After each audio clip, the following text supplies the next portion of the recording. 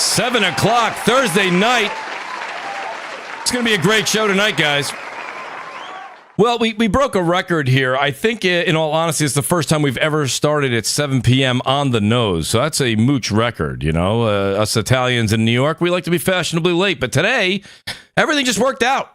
Everything just worked out. You can see we have an amazing panel here, guys. I see a lot of green names out there in the chat.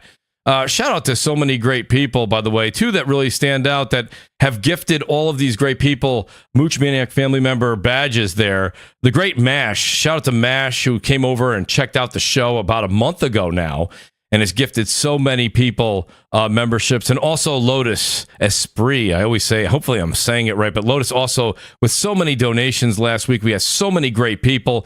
Guys, take a second, hit that like button, tweet it out. Hit the subscribe button if you're stopping by for the first time. We got a lot of subscribers. Honestly, I know a lot. I see the numbers on other channels. We gotten almost 75 new members to the channel. Pardon me, subscribers to the channel. Just in the past week and a half. And to me, I'm floored, and I have to say thank you to each and every one of you guys that stopped by here. I was just talking to the great Dreamcast guy who we're going to talk to very soon. And I said, DC, I got to get into videos. I got to give my audience a video a week at least. So I'm going to be working on that. I know I've said this to you guys forever. I've got to get through this podcasting and into the video realm. I'm trying to work on that day by day. We are doing a lot, guys, by the way, over on Twitch. You go, that's twitch.tv, Mooch TV, drop the O's for zeros, M00CHTV. And we're having a lot of fun over there going through Elden Ring. We're going to be doing the Dark Souls 1, 2, and 3 after that.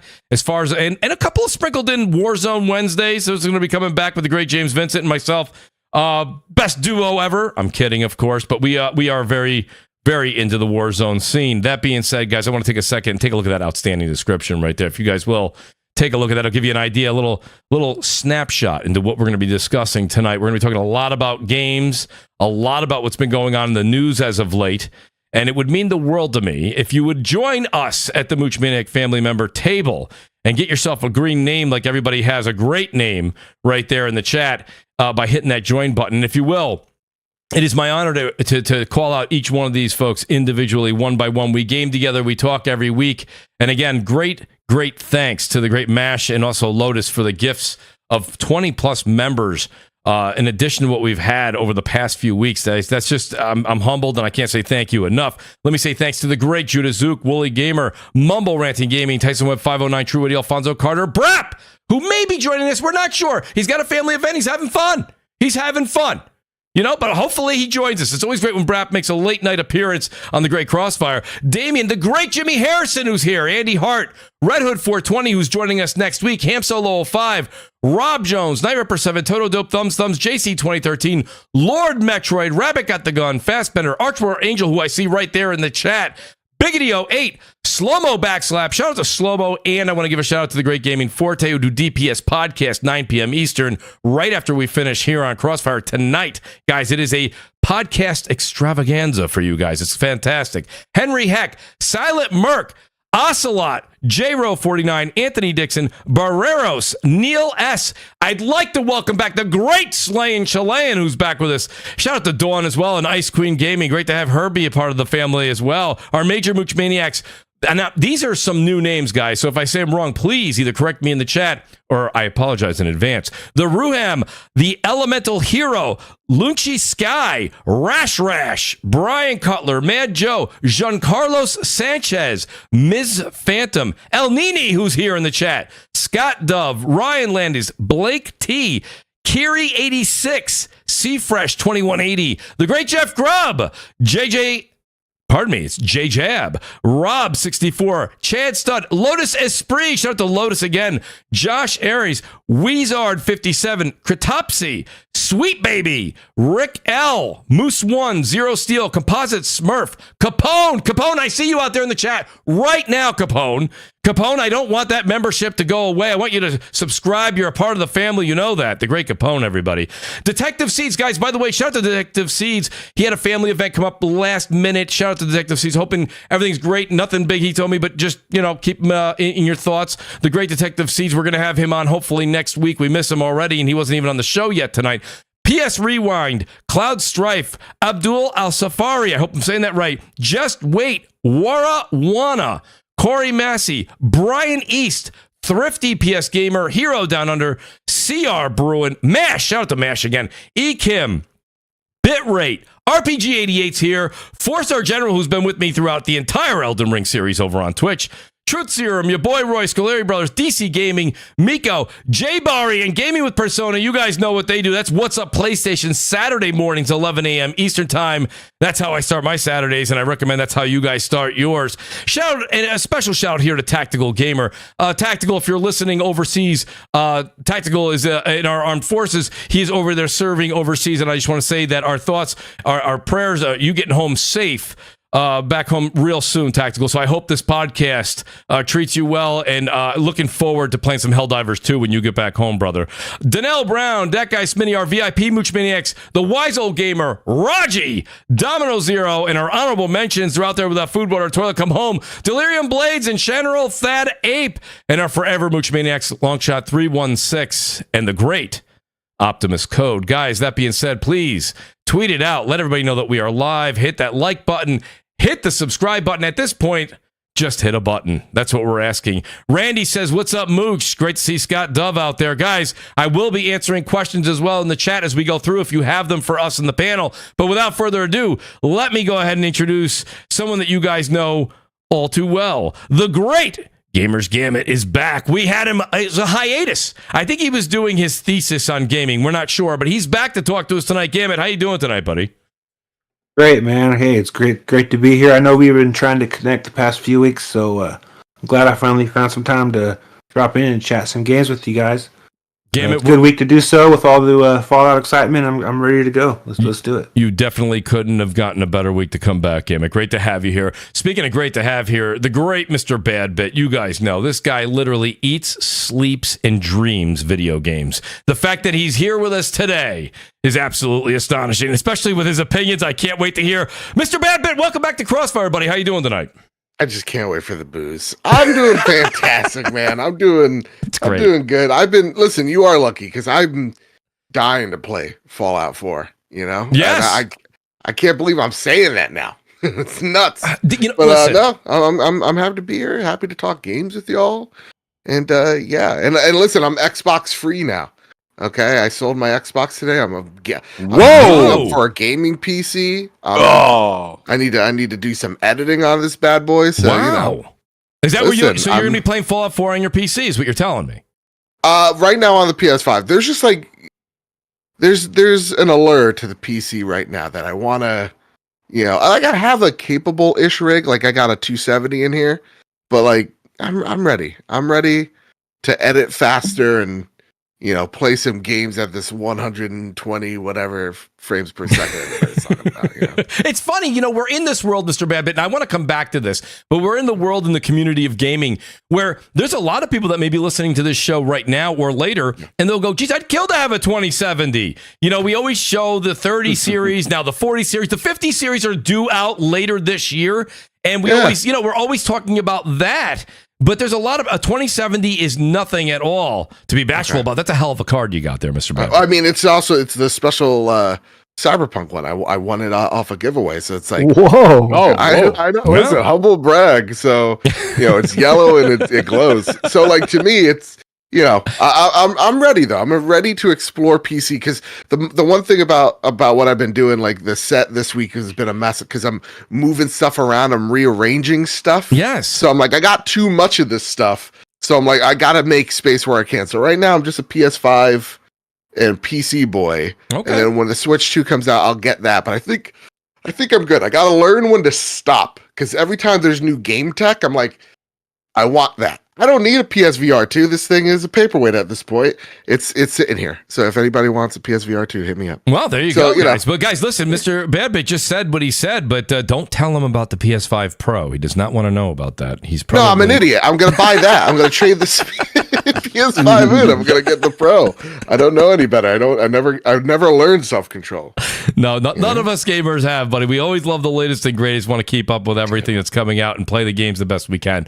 So can't blame you one bit, Mr. Badbit, at all. Speaking of that, the great Craig the Tech Guy is back, you guys. Outstanding work on Twitter, on his own YouTube channel. Also co-hosts with the great Porter Rock. Craig, welcome back to the show, buddy. How you doing tonight? Hey, thanks for having me. Appreciate it. I'm doing well. Everything's checking out pretty well. Yeah, family's doing good. Enjoyed the eclipse the other day. Who didn't? Right. So. Right. But yeah, doing well. Just gaming and living life. Nice combination. That's all we can ask, Craig. It's going to be a great night tonight, but I can't wait to get your takes on what we're about to talk about as well. You always have a hot take that leads the conversation right where Mooch likes it to go. All right, so Craig, get ready to go, buddy. And last but certainly not least, the great Dreamcast guy is back on Crossfire, guys. I can't tell you how excited I am for this. I was actually telling this to DC before the show, so it's not like it's on the air and it's just for on the air. But DC does great content over his channel, always talking about games. He's always enthusiastic about video games. He's always playing the games and getting reviews out on the day they come out or the next day, which I still think is some kind of like walking on water in the world of gaming. But nonetheless, the great Dreamcast guy is back on Crossfire. DC, how you doing tonight, buddy? Pretty good. Playing a bunch of No Rest for the Wicked and watching Fallout. It's a good week. It's a great week for us, And DC, allow me to go ahead as everybody please does hit that like button and subscribe button. DC, let me go ahead and put you on the hot seat here first and foremost. Let's talk a little bit about the Fallout TV show, right? And I guess I'm about there's 8 episodes, I believe. Am I right? Yeah. Okay, there's 8 episodes, and I think I'm on episode 6. So I will be finishing those before we even get to Saturday. Tonight and tomorrow, I'll be wrapping those up. But I mean, I'll tell you right now, the one thing with Fallout as I went into the series, DC, I thought to myself, okay, I've played a bit of 4, I played a good amount of 76, okay, which a lot of Fallout fans would tell you, no, you got to play 3, you got to play 1 and 2 and 3. My thing was this. I was confused on not confused, but concerned about how they were going to actually take the story and move with it. Now, I love the characters. I love the actors. I'm truly enjoying the TV show. I got to say, it is, me, post-apocalyptic world, sign me up. Sign me up. So, but DC, what do you think? I would say, I want to start with, you've played all the Fallout games. So you know what's going on. You know that each one of them takes you through a different vault player story. How is it that you thought when you were walking into this show it was going to actually hold up to the video game with the lore, since there isn't like in The Last of Us where we knew we were going to see Ellie and we knew we were going to hang out with Joel for season 1? And what did you think going into this? Was it going to hold the attention? Were you pleasantly surprised? I gotta say, I was totally blown away. Like, I expected it to be decent because Walter Goggins is so talented. The lead actress lady in it, Ella, whatever her name is really talented. I figured it would be acted well. My biggest concern was that it would be all over the place. Because the games are, but that's a compliment. When you're playing it, it's about you making your own story, and there's multiple endings and tons of side quests and random radio. I was so impressed about the fact that it is a contained story with side quests, and it keeps going back and showing the vault and stuff. It pays off everything. It is crazy. Honestly, this first season is so good. I want season 2 like ASAP. Whatever the budget, do this again. Every character, keep them back. God dang, it's so good. Yeah. Well, the good news is that it's already been approved. I'm surprised at what they have been able to do on the budget they had, because they had a shoestring budget. They have increased the budget for next year. I don't know how much you want to talk about it, as far as, I don't know how many people in the chat have seen it. I don't want to spoil a ton of it, but as far as how they've done it, I didn't think the characters. So I mean, you brought up Walter Grog, and he's this phenomenal actor. The man He's just incredible. Yeah, he just. He makes it look so easy. This is the best. Perfect fit. Yeah, it's a perfect fit for that character. It's what it is. Like he's just like he's the perfect like cowboy role, and he plays it so well. Yeah, perfect rogue. I think that was the whole thing when I'm watching it at Comic-Con and listening to the director and the writers. It was just like, well, I don't know if they're going to give the characters depth, but they have been able to do that so far. So I agree. It really is good at telling the story so far. It's better than I thought, because it's just better than I thought it was going to be. So, but I don't like the fact that there were people comparing it to The Last of Us, because the first episode of The Last of Us, they created depth with the characters. They didn't do that with Fallout, but it's okay. This is a good show. And guys, I'll wrap this up real quick. think about where we are now. When you used to hear a video game, TV show, or movie, you would run. You would run and hide, you know. But now there's been success with Sonic and the Mario Brother movie, I think. So it seems like they're landing on some solid ground, and it's been better than I thought. So I hope it doesn't. I hope it stays that way. You know, hopefully they don't get too excited, and we'll end up in the zone where we were back in the '90s, where if it was like a movie game, you're out. You know, like hopefully because you can tell they see the money, they see the dollar signs. Like you can see it happening. Yeah, the show is genuinely incredible. Like, and I understand the comparisons to The Last of Us and I think it's an honor to both of them because they're so great at what they do. You know, like to me, The Last of Us is okay. You know, the blueprint of hey, how do we make a show or a movie or whatever based on a game that is told almost beat by beat to the game, and then you know, Fallout is that adaptation of like how can we tell a different story in this iconic world that people have a firm attachment to, that people know the rules of, and how do we branch off and make our own thing, and Fallout does that near perfectly. Like, and they both really honored the source material. Absolutely. And I think that's where the Halo show went wrong. You know what I mean? This is a completely different universe. This is, you know, they're doing their own thing, and none of the people that do the show are into the. I don't know. I think they went the wrong direction with that. But when you take care and show the source material love, like this is what you get. And I think that's really what shines through with all of them. It's like just make that make like you respect the source material, and then whatever changes that you do make, you know, make it so that it packs it in a positive way. The one thing that like with the Last of Us show, and that I think they probably did here was like every time they wanted to make a change, they turned to Neal going, "Hey, is this better than the game? Because if it's not better than the game, we're not going to do it." And so that was. Seeing creative heads like Todd Howard, love him or hate him, like Neal, love him or hate him, in these roles is a really good sign that, hey, they're here so that when these creative suits, you know, want to make those types of changes or whatever, they have the people right there at the other, you know, line guiding them on where to go, which is awesome. I think Fallout to me is my favorite game adaptation right now. And that's from someone who's loved The Last of Us show, and I speak no ill about it because it's phenomenal. Fallout has captured me in a way where I'm not big into the games that much. I've always get into them, and I always drop out somewhere along the lines. Yeah, Fallout show inspired me in such a way. I'm like, okay, I want to devour this whole entire universe.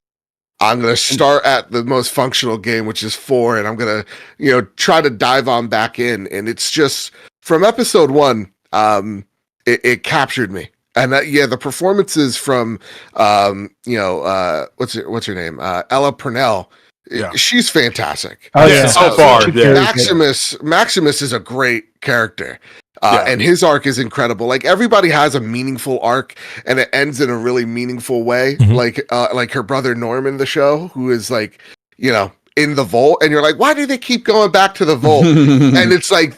There is a really good reason. Everything interconnects in such a great way. And like, you know, the ghoul is they just told Walton Goggins, like, hey, listen, can you do like the Mandalorian, but like just make him, you know, creepier looking? That's who reminds me of Timothy Oliphant's character in the Mandalorian. Every time that he got like the ghoul is like so awesome because every time he's on scene, there's purpose. So like he is a tool of like destruction, and it's just awesome to see a really great actor who like I know from like Sons of Anarchy. Just get the you know the praise that is so overdue for him. So like seeing him, and then even like the prior stuff, right? Like the flashback sequences. I actually found even almost more compelling to like the world currently, and that is such a strong. I think, Mr. Babbitt, from what I'm hearing, though, this is interesting because I'm sitting here and I'm listening to you, and I'm thinking the reason that I think you may be more enthralled with Fallout right now is because, let's be honest, all of us gamers, we've played The Last of Us probably. I know that I've played The Last of Us, the original one, through completely at least 4 times. So, I mean, listen, as I was watching the show, I felt like I was the director. I was like, and now this will happen, and so I felt like I knew we all knew what was going to happen. I think the reason this was a situation where, again, the games do this as well. Every single time you come out of the vault, you're a different person, a different backstory, a different situation, a different area of raiders, a different this and that, right? All different side quests. Really not always tying in. Only thing that ever ties in is, of course, the original what happened during the fallout of the war. But my point being, though, here is that I think that may be what is really, I originally thought it was going to be a weakness for the show because there was no real story that I'm like, what are they going to sink their teeth into? But what that actually gives people that are writing, they give them an empty canvas. They can write whatever they want. The possibilities are endless, right? Endless. They're endless. And I think they've done a great job at telling a potent story and keeping the intrigue and keeping you wanting to watch the next episode, and like they did a good job of weaving a story that was interesting enough to keep me hooked. I ended up watching it. I pretty much binged it in one day on a lazy Sunday. And just shout out to episode 1 of like both these shows, because like it's just the first 5 minutes of each. You're like, oh Jesus Christ! That is true. They do rope you in. I'll just simply add that it's the same story. I'm not going to spoil. If you play Fallout, you go to find your father. Something happens in no matter what vault you're in, and you have to leave. So same with this. I didn't think they so far, and I'm only 3 episodes in. I haven't felt the depth, the connection with the characters yet. However, the girl being naive, the ghoul being this, like you said, a tool of destruction, and the whole thing going on with the Brotherhood of Steel, him believing one thing but then doing something totally different, is that. And of course, you got the dog. Who doesn't love the dog, right? So, fun so far, and like I said, they've got a bigger budget for next year. And shout out to Nolan and the writers, because they so far it's fun to watch. That's all I can say. It didn't seem like it had a small budget to me. I think they did a great job. They went the practical effects route, not a ton of CGI, but I thought they did great. And the way that they're able to weave the comedic elements that we know of Fallout into this show, and then at the same exact time keeping it serious. And the music. Props. The music is directly from the games. So far, everything they've played is in the game. And even the jokes that they hit perfectly, like when you're when he's in the suit and he runs away, he's like, oh fuck. Mm-hmm. Like tell me who have played Fallout haven't been in a suit and feeling like a untouchable, and then we come across one of those death whatchamacallits and we turn around and oh fuck. I get it's perfect.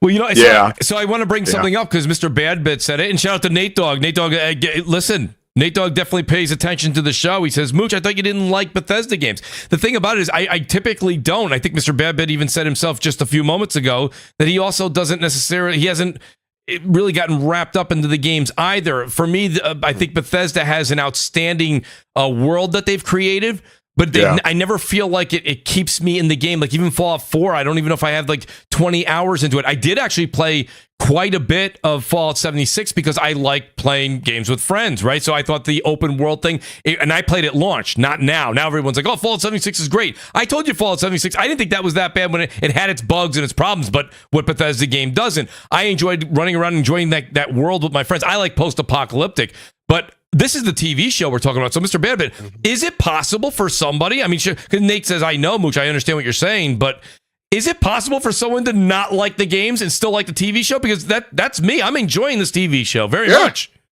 Yeah, I mean, like same here. And again, like no disrespect if you like the game, you like it, like whatever have you.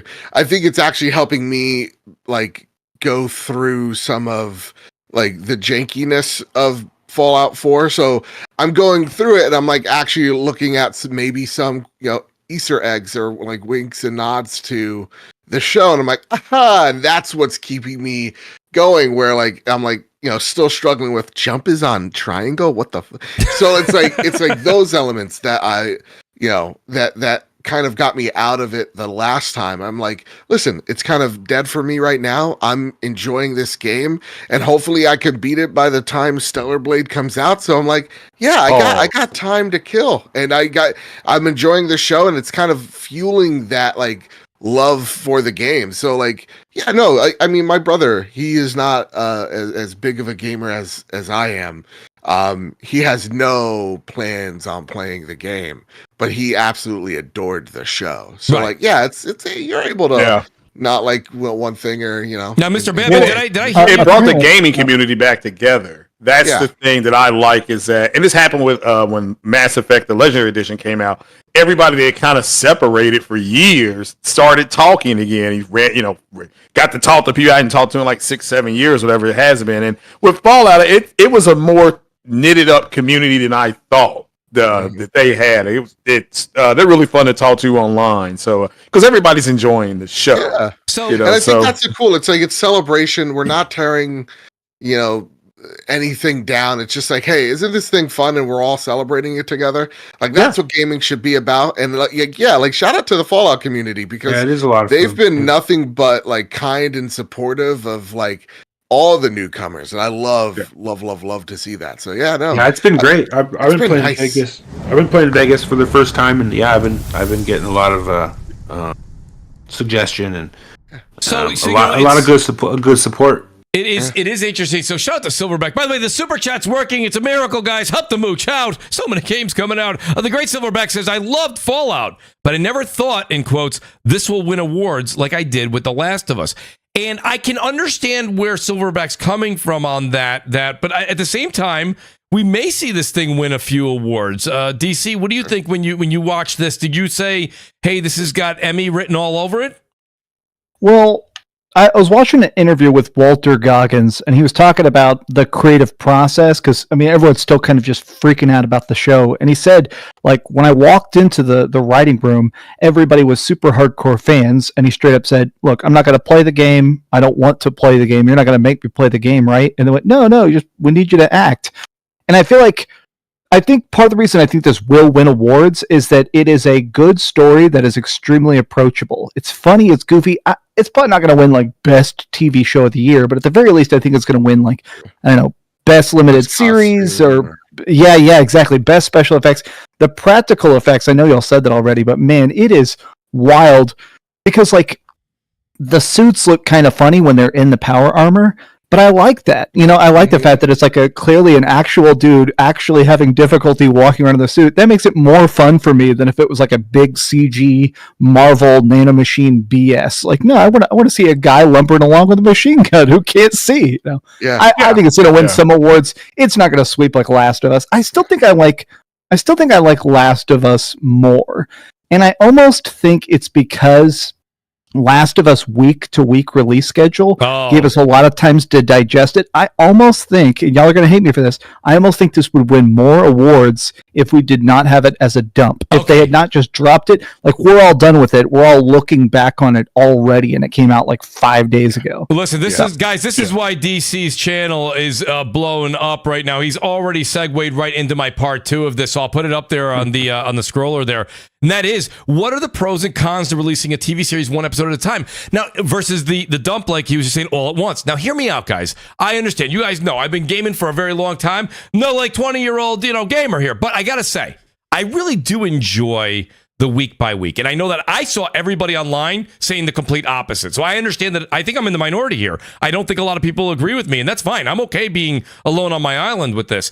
But the thing I want to say for all of you Fallout gamer fans, not just the show, but gamer fans, I think if this was released once a week, like DC just said, it would allow us to digest it. I did a podcast. I did an hour and a half podcast with a different crew every single week on the channel, and we went through The Last of Us and how they kind of changed a few things and did a little of this and that and how the actors responded, and to be able to digest it and see, because here's a situation with Fallout where we don't know the story. We didn't know where they were going to take these characters. Of course, we knew how it started, and we don't know how it's going to end.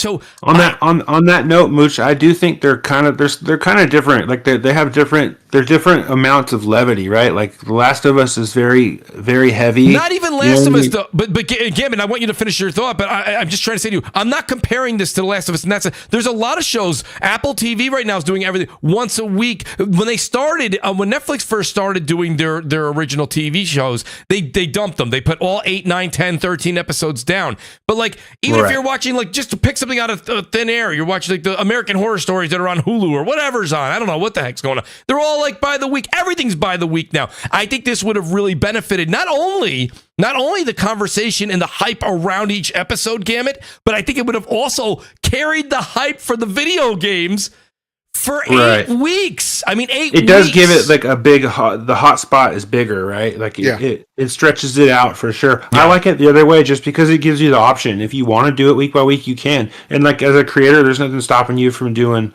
one episode per week, making a little, just because some people are ahead, that doesn't matter, really in other things. But I do see what you're saying. Like if they really wanted to, they could stretch this bitch out and they could really cash in, Yeah. I come down right in the middle.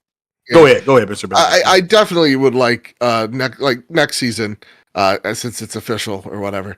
That they do something similar with The Boys, and even Disney does it a little bit, where it's like first 2 episodes are out. I think with Prime they go like usually it's like the first 3 episodes or something, and then it's like week by week they put it out there. I hit my mic. They do something a little weird, Prime, like they did it with Invincible, where it's like, hey, we're gonna have this big break, and then that kind of killed the momentum for that show when part 2 of season 2 came out. So yeah, I definitely think a staggered release would be best for season 2, though. I'm not complaining because I'm on like binge number 3 of this show. It's my go-to right now. So it is the on board. I'm editing. I'm gonna put this in the background type of show right now. So yeah, and like when it comes to the award stuff, like I don't know, man. I don't even know when the Emmys are. So I'm like, usually my favorite movie last year was like Godzilla -1, and I'm just happy that movie's there, at the show. So good. Yeah. So like for me, it's like I don't really care too much about the awards. My favorite movie is my favorite movie. So same with show. I mean, like God bless Last of Us for going head to head with Succession. That's a feat. Yeah, Succession was a better show. I come down right in the middle. Hulu did a dump, not a soft dump of the Wu-Tang Clan story. They showed the first 3, then a week went by, then they showed the next 3. And so I thought that's kind of, whereas Stranger Things, Netflix dumped the whole thing to help build momentum. I think next season, I agree 100%. I think maybe 2 shows at a time. They should do really well at the Comic-Cons next year because everybody's talking about it. I heard them talking about it on the Today Show. I think they brought up the show. So I think it's really good. But like I said, I come down right in the middle. I see it both ways. I cover more movies and TV than I did games when I first came online. And you take a show like the Netflix seems to do better with that's the way they've geared their audience. But I don't disagree. I think a staggered release, two at a time for 4 weeks to you hold that month down. So here's a situation, Craig. Shout out first of all to legendary Yobi. Great to see Yobi here in the chat. And the great Mag is here. You guys know middle-aged game guy who was just on the show, I think it was a week or 2 ago. He's been on so many times. The great Mag is with us here in the chat. He says executive producers did not like Fallout. That's why they dumped it in one shot. Also, for everyone's info, season 2 is not renewed. They're waiting for actual numbers, not hardcore fan opinion. So the Mag with some possible late-breaking news there. I did not know in either direction. I would assume, Mag, that even if they haven't renewed it, I think Prime is doing well with it enough that we're going to see... Yeah, I heard otherwise. Everybody's saying it. That's wild. Variety just confirmed it. Variety did. Okay. As this show broke. Yeah, so.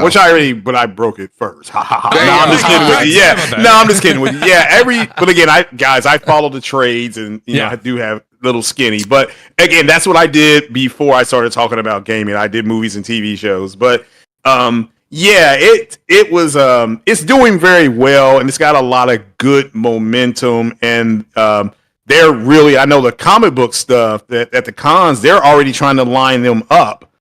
And yeah, I think Walter Goggins will be nominated for an Emmy.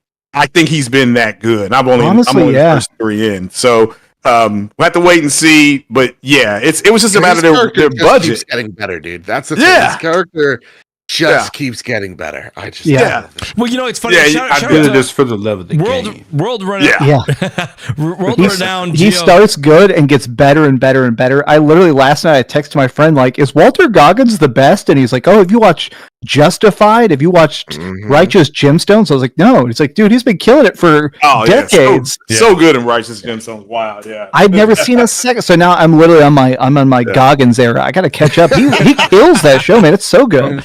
Yeah. He steals every scene. He can't help it. The guy has a swag, a gravitas. Yeah, has always in and out of the makeup for him in that show. Like, so good. So good. You know, world-renowned GeoHound, he says, and this is interesting, I appreciate everyone's take. He says, I just wasn't a fan of how they abandoned logic for, in air quotes, he says, mystery box. He says, storytelling. I was hoping for a great sense of adventure and characterization. Plus, it felt more like Idiocracy than Fallout. The one thing I do have to say is there's different plays on the end of the world. You know what I mean by that? And I'm speaking to GeoHound here in the chat, or renowned John. There's a situation, okay? There's a situation where sometimes you have the post-apocalyptic, like the Walking Dead, where you run into all of these teams that you run into in these villages. They're all like already got vegetation up, and they've got rule, and they're trying to do some sort of, it doesn't always work, like democracy of some sort, and this and that, or and they have anarchy and this and that. There's that type of, and then there's this situation where when you're just out there, the world is a big place, and these vaults are all over, and you're getting different looks and different feels from all over the world. It's interesting. It is interesting. So I can see where they're saying that. Meg says, Mooch, I literally watched it with the producers. Meg, listen, here I am. I'm just doing a show. I don't know. I don't know who to. I don't have Variety Magazine in front of me, and I would love to meet the producers. Tell them if they need any kind of voiceovers, Meg, that I'm available anytime, 7 days a week. Shout out to the great Mag, though, the great Mag. Me and Mag are talking behind the scenes. Hopefully, we have something to announce soon. So shout out to Mag. But here's my other thing. So now let's talk a little bit about the gaming world. I know a lot of the chat is antsy to talk about this. So when we're talking about Fallout, everybody's like, oh my God, it's Fallout game slots have shot up 7,500%. But the games, listen, so that is true. And I also want to say round of applause. That is absolutely awesome to see 10-year-old games coming back from basically the dead. But you guys have all gotten the same messages I have. I've gotten emails from Steam. You can get the entire collection for like on what is it, Green Men Gaming, or is that what it's called, or something like that for PC? Yeah, Green Man Gaming. And that's they're like $20 for like 4 or 5 of the games, or you can buy them individually on Steam for $4. One's $3. I think New Vegas was $2.99. New Vegas Ultimate Edition was $5, and the Ultimate Edition for Fallout 4 was $9. Right. Those prices are amazing, and I don't blame everybody for picking them up who doesn't own them. It's also on PS Plus and Game Pass. Mm-hmm. Correct. Yeah, correct. That's where I'm playing again. 4. Yeah, 4 is right. But PS. Yeah, never mind. I know we're getting to the gaming, but you're right. I know where Mooch is going with this. Keep going, Mooch. I know where you're going. Yeah, my point was, it's like, I don't know. I mean, DC, I want to go to DC here just for a second, because DC, you don't just talk games, you do report the news. When there's late breaking news, you report it on your channel. So I'm asking because I sit here all the time, and I've been doing this for about 10 years. Okay. And I sit there and I think to myself, we see these numbers and we know that they're kind of ballooned, right? I mean, it's a quick spike. I think somebody said that Fallout 76 had 36,000 active players, and I understand. Somebody goes, that spike was, and they give you a percentage. They're like, it's 300% higher than it's ever been. But the number, it's higher because we were starting at 0.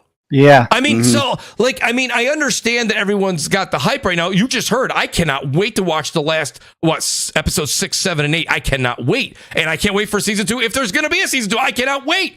But my point being is that I think sometimes when we see these things and they're like, well, there you go, everybody. Xbox had it right. The blueprint was on the wall.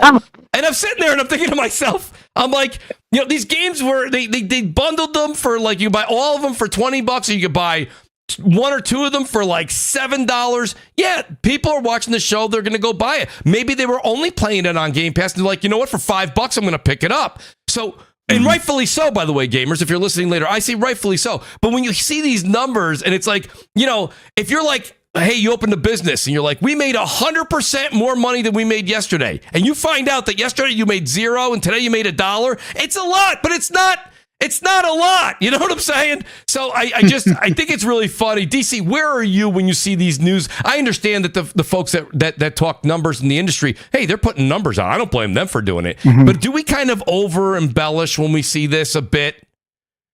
The reason I don't think it's over embellishment is I think the numbers are legitimately like spiking a lot for two separate reasons at once, which is that I think you nailed the fact that the games are so cheap. I think there's a lot of people that have never realized like how good Fallout 3 is or how good New Vegas is. Like those games, even though they sold millions and millions of copies, I think something interesting happened in the PlayStation 4 generation and the Xbox One generation. There's a lot of numbers about the fact that people started gaming for the first time. I think it's interesting that the PlayStation 4 generation lasted so long. It's still going even now. So I think there's a lot of people that did not play those games because they were on PS3. There's people that maybe played them a little bit on Xbox 360, but when this interesting like overlap of people are discovering the games are on Game Pass, they're discovering the games are cheap on every platform possible, and also the show kicked ass. So I think there is this interesting groundswell of people being like, oh yeah, these games aren't really retro. They don't really need a remaster. They still play just as good as they did back then. You can still save scum it and hack it and glitch it and mod it. I don't know. I think it's that interesting spot where it's popping up as well between a lot of the major releases. 2024 hasn't really quite lit on fire yet. I mean, Stellar Blade's probably going to have a big old booty high sales numbers here soon, but they dropped it at the exact right time. Even I'm doing it. I mean, heck, I've beat every single Fallout game, and what the heck am I doing? Well, I'm reinstalling Fallout and playing it again anyways because it's on Game Pass. Why not? Right. Yeah. I agree. I just think that I think the timing is really good. Second of all, the Fallout games it's not like they're crappy games. I mean, there's some things that you may not like about them, but the games overall have always won awards or been nominated for awards. The VAT system, I thought it was fun in the TV show this real fast when the ghoul was in that gunfight, episode 2 or 3, I think it was, and they kept slowing everything down. And it was like, oh yeah, well that's what they do in the VAT system, So, but yeah, I just think overall it's already a good series. People say that the story's all over the place. It's like, no, you leave the vault at least in 3 and 4 to go find your daddy. You got daddy issues, so and then everything else is kind of blends in. But yeah, I mean, we saw this with the Halo TV show. More people started playing. You saw it with the Last of Us TV show. More people started playing. It's a multimedia effect. Everybody gets excited, and it happens with that's what these companies are trying to capitalize on. Yeah, and they're doing a good job. Yeah, they are Twisted Metal. Yeah, Twisted Metal. I mean, you saw it. So I actually forgot about that one. I don't know. Is that one any good too? The show, the writing is fantastic. Yeah, it's better than I thought it was going to be. It's funny, so I think they're 3-0 with this stuff. I mean, well, or if you want to Halo, okay, fine, 3-1. But overall, the Halo show, the second season was much better. They spent more money on the effects, kind of like the Star Trek Discovery show. First season, second season, they threw a lot of money into that budget, and you can see it. You can see a big deal. I do want to make a point here because the chat's responding. A Q Perspective, he says, Mooch, perhaps Microsoft should take this Fallout opportunity and announce, like Sony, a remake. A Q Perspective, let me go ahead and I'll piggyback that for you. Absolutely. So do me a favor. I think they should make a remake of Fallout 3 and 4 and hold the bugs. Yeah. Well, on that note, because the thing is, a lot of people say all the time, Game. Like even now, I've watched a lot of people's videos. They're like, "Hey, I'm going back to Fallout 4," and they're like, as much as I'm loving it, there's still the beloved Bethesda bugs there. It's like, go ahead and make. If you're gonna go ahead and do that, charge more money, make the game look even better than it is. Which I know they're doing a free upgrade. I believe it's April 25th 25th or something like that. That's what I was going to ask. Right? They do feel a bit dated. I mean, that's just kind of the formula and the engine, but like, I mean, they're still great games in my opinion so far. But what is with this upgrade? Like, what is it? How much of a upgrade are we talking about here? It's like they're smoothing out the game, like in terms of like you're gonna get like up-res 4K, you're gonna get 60 FPS, that type of stuff. You're not gonna get some.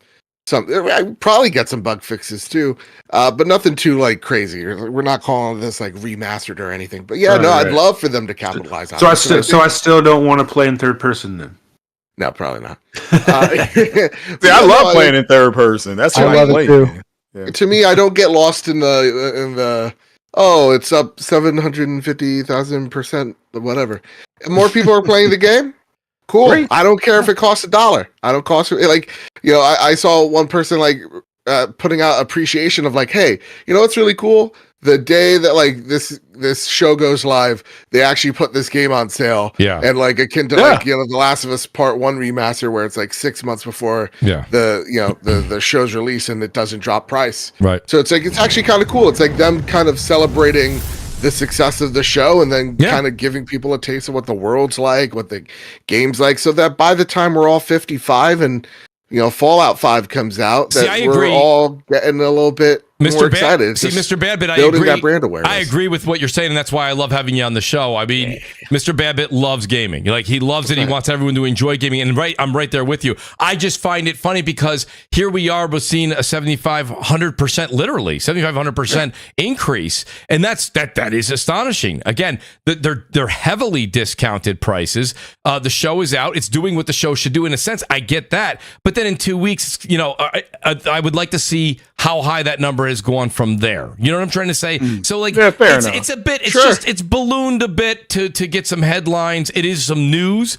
It's just interesting to me. You know what I mean? Listen, when The Last of Us did it, I see Ricardo in the chat, and I see a Q Perspective. They're saying, well, when The Last of Us did it, yes, we saw those numbers go up too. Yep. But Sony, opposite to this, they remade the games before the show came out, and then they charged $60-$70 for it. You know what I mean? Yeah. So you're not gonna. Well, you're not gonna see it. And they planned a PC release around it too. So right. So both these companies know what they're doing, and I mean, like, listen. If I have a 10-year-old game, or one that's going up there in age, depending on which one you're looking at, and I'm a consumer, awesome to have like, hey, listen, game's 10 years old, it's not $30 this week just because of the game's the show's out. Yeah, it's $5, and you're like, okay, cool, yeah, $5. Like that's just, I don't know. To me, it's like.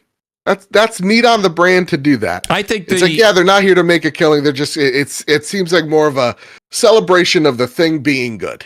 Absolutely. Shout out to Bones. He says, SMA, shake my head. He goes, it's already 4K 60 on Xbox Series X. You get new weapons, armor, some more stuff with the update. No, listen, the update is phenomenal, by the way. And I'm definitely going to check it out. I want to, if anything, right now, I see, Mr. Badbit talking about Fallout 4.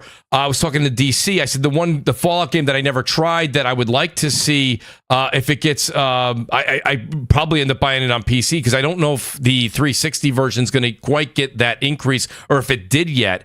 But Fallout 3 has always been something I've been intrigued to try. I heard that that game was really something, and it was one of the ones that it's one of the pillars for Bethesda from what some of the lore and things I've been reading deeper and deeper into Bethesda over the past couple of days, especially since the show came out. But it's the one I actually really want to play too, but everybody's like, all right, here's the guide of how to play this game without it crashing. So like, to answer someone's question before, like I could definitely see these things getting not so much remade, but like remastered, get some of the bugs out of there, especially for like if you're making a PlayStation version of this game, make it so it's playable, like just have it so that it's on the latest hardware. Ooh, sorry, I'm dying here. There was talks for years. I don't know if it ever came out, but there was talks in like some weird metadata about Fallout 3 Anniversary Edition, and people thought it was going to come and it was going to basically just be a light remaster, and they were going to put it on Switch the way they sold Skyrim on Switch. Apparently sold crazy good, and it just never materialized. And I always wondered why, because Fallout 3 and New Vegas, especially if they sold them combined on current gen, those were free money, baby. Print it. Yeah, I agree. Yeah, it's funny because it depends on the consumer. Ricardo says we don't want Xbox remote games and pay $70. Hell no. And the thing about it, when it comes down to it, Ricardo, I think what it is that if it all comes down, values in the eye of the beholder. That's what I always say. If somebody's willing to pay the $70 for a game, they must really like that game, and there's a market out there for that. That's not for everybody, and that's one thing that I never do. I never like, you should go spend $70. No, you shouldn't. If you feel you should not, absolutely do not. By the way, shout out to T-Rock. T-Rock also been there for all of the Mooch's Elden Ring streams over on Twitch.tv. And I see a couple of you guys are following me over there on Twitch. Guys, go over and hit that button after the show. T-Rock says, I heard this is the place to learn about John Deere equipment. I had my doubts about their quality. Hopefully Mooch could set me straight. Shout out to T-Rock. T-Rock was giving me some slack, guys, on Elden Ring, because early on I did a little bit of farming. Now I've promised the audience that's watching no more farming. So we are just going at these bosses with, now I'm starting to meet my match as we go further into the game. Shout out to the great T-Rock. TrueWiddy says Fallout TV was amazing, watching it again, but slower. Now, TrueWiddy, I'm interested what you mean by slower. I'd like to know what that means. Maybe he's watching it at half speed. I'm wondering. Half that may be speed, something yeah. I'd like to know. I think he means he's watching, maybe looking at for Easter eggs and stuff like that. No, I know. It was a little play on words there from the great TrueWiddy. Yeah. The great Jimmy Harrison says, "Good to see you guys. What's up, Messiah?" So, Jimmy, you got a fan out there, Craig. The great Jimmy Harrison. Oh yeah, great. Got to get back on Helldivers. Absolutely. The great Sir X-Man stops by. He says, "I love being able to binge watch the show. No wait, Sir X-Man. Now you're from a generation of loving to wait week by week like me. We love to wait week by week. I'm shocked to hear that the great Sir X-Man wanted to see that all in one massive eight episode dump right away. I mean, listen, it's fine. I don't think there's anything wrong with it. I would have, listen, for all you guys in the chat that are like, oh, Mooch doesn't like that. Listen, I'm really enjoying Fallout, the show. And I actually would have liked this show to have that longevity of discussion. Because, guys, you tell me if I'm wrong. Let's just look into your crystal ball real quick. Do you guys see us? Do you think that this TV show will carry the hype 1 week, 2 weeks from now? And that's not a jab at all on the show, because this happens with any show. I don't care if we're talking about Stranger Things. Anything that's dumped quickly like that, 8, 9, 10 episodes, everyone binge watches it, and then it's just, we all move on. But when it's week by week, we're able to really, like TrueWiddy just said, slow watch, digest. I don't know about you guys, but you had The Last of Us on Sunday nights. I used to watch that episode again on Monday afternoon, and then we did a podcast talking about the in-depth thoughts of how the producers, the director, how Neil Druckmann, how the actors handled it, how they changed a few things here and there with like Billstown, and it was awesome. The conversation was amazing. I would have liked to have had that with this here, as we welcome the great Jez7780 to the show. Jez, great to have you. Yo, what's up, guys? Can you hear me? We can. You're coming in a little loud. I don't know if I think that's your microphone. Very loud. Coming in loud? Yeah, it's little loud. Yeah, check your settings on the. Make sure you're using the right mic. You know how Windows likes to do that when we're all sleeping. They just change your settings. I got you. Yeah, that was. Is that better? That's a lot better. Oh, a lot better. Oh, yeah, I don't know what microphone I was using. It might have been coming through maybe the microphone on the monitor. I'm not sure. Oh, gotcha. So, Jez, quick question. We're going to move on to another subject. But what did you think of the Fallout TV show, and what do you think of the 7,500% spike in game sales at $3 a piece? Yo, I love that Fallout TV show, dude. Like it was great. I just finished it yesterday, and it was really good. I thought they did great quality, and the thing is, you put quality out, gets people excited about the franchise, and then they go play the game, and they'll go find it. So I'm not surprised, because it was done with great quality, and I think that it really made people want to go back into that world, and I think it did a creative way of telling the story with 3 different perspectives, and it's not just the single perspective, and actually seeing how their stories came together. And I had the joking around. It was the gore that they had. It was really awesome.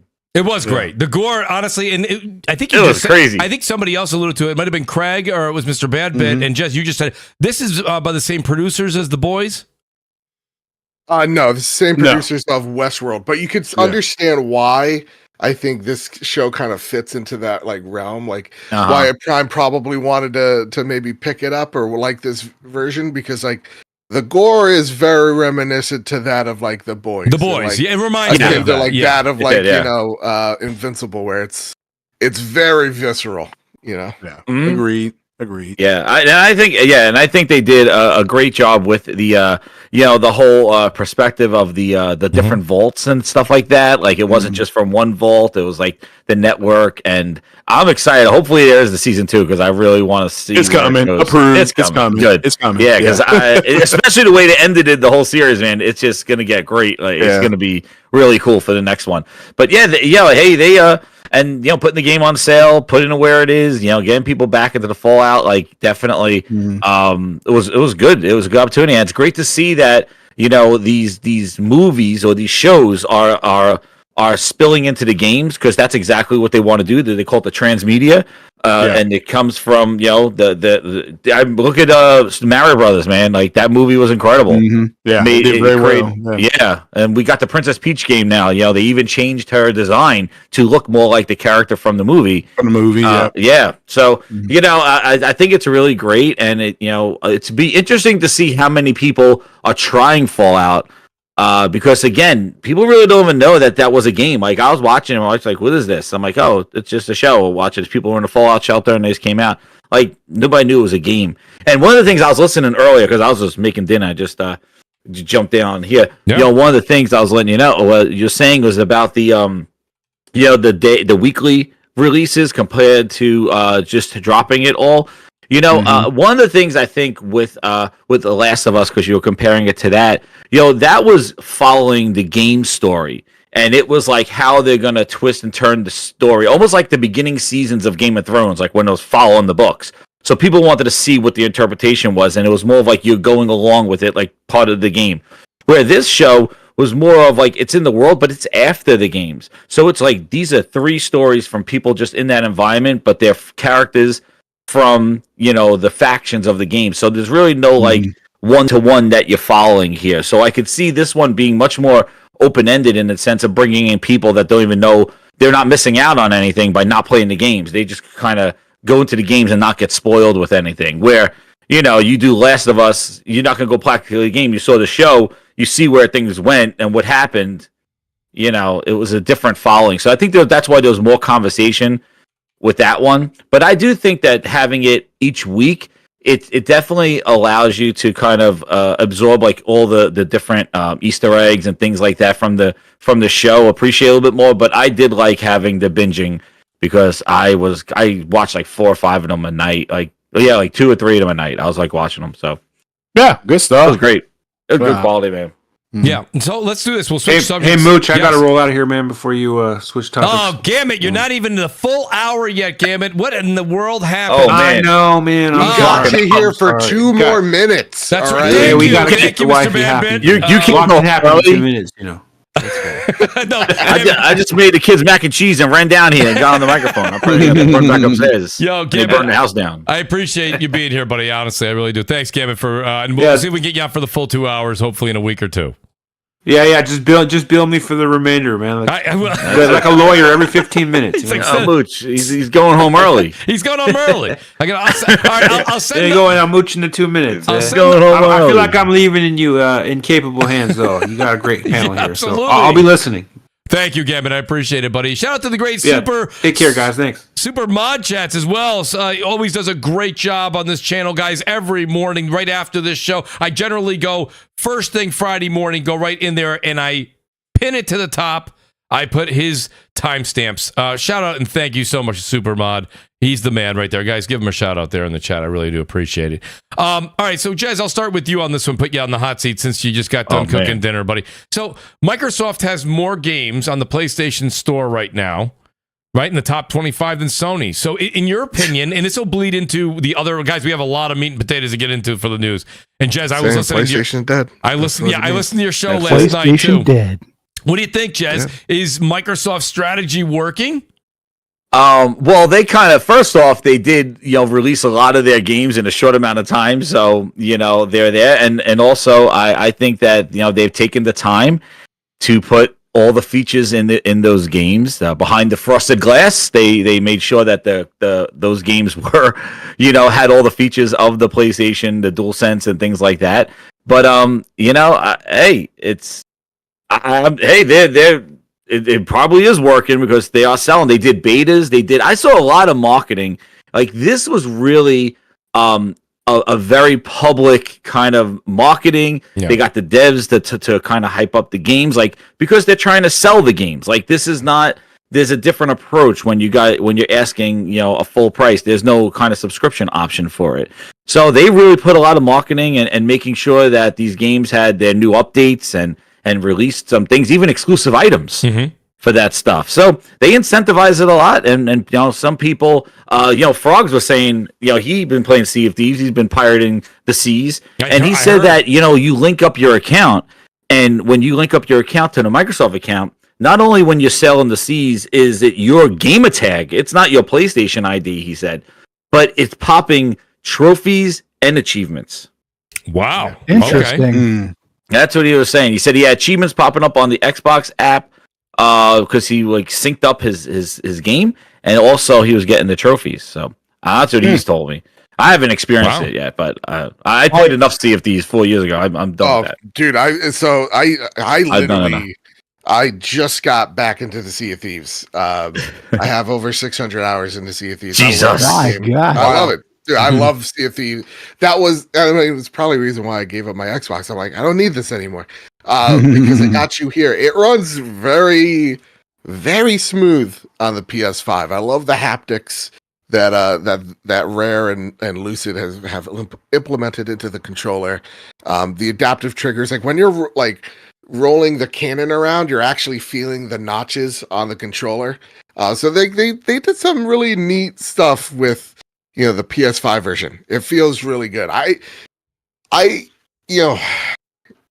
it's going pretty well for them. I think the true litmus test of if they keep this thing going or not is they're gonna probably see what Sea of Thieves does. That's right? Because a lot of these games are your Pentiments, your Hi-Fi Rushes. Yeah. These were never the big games, right?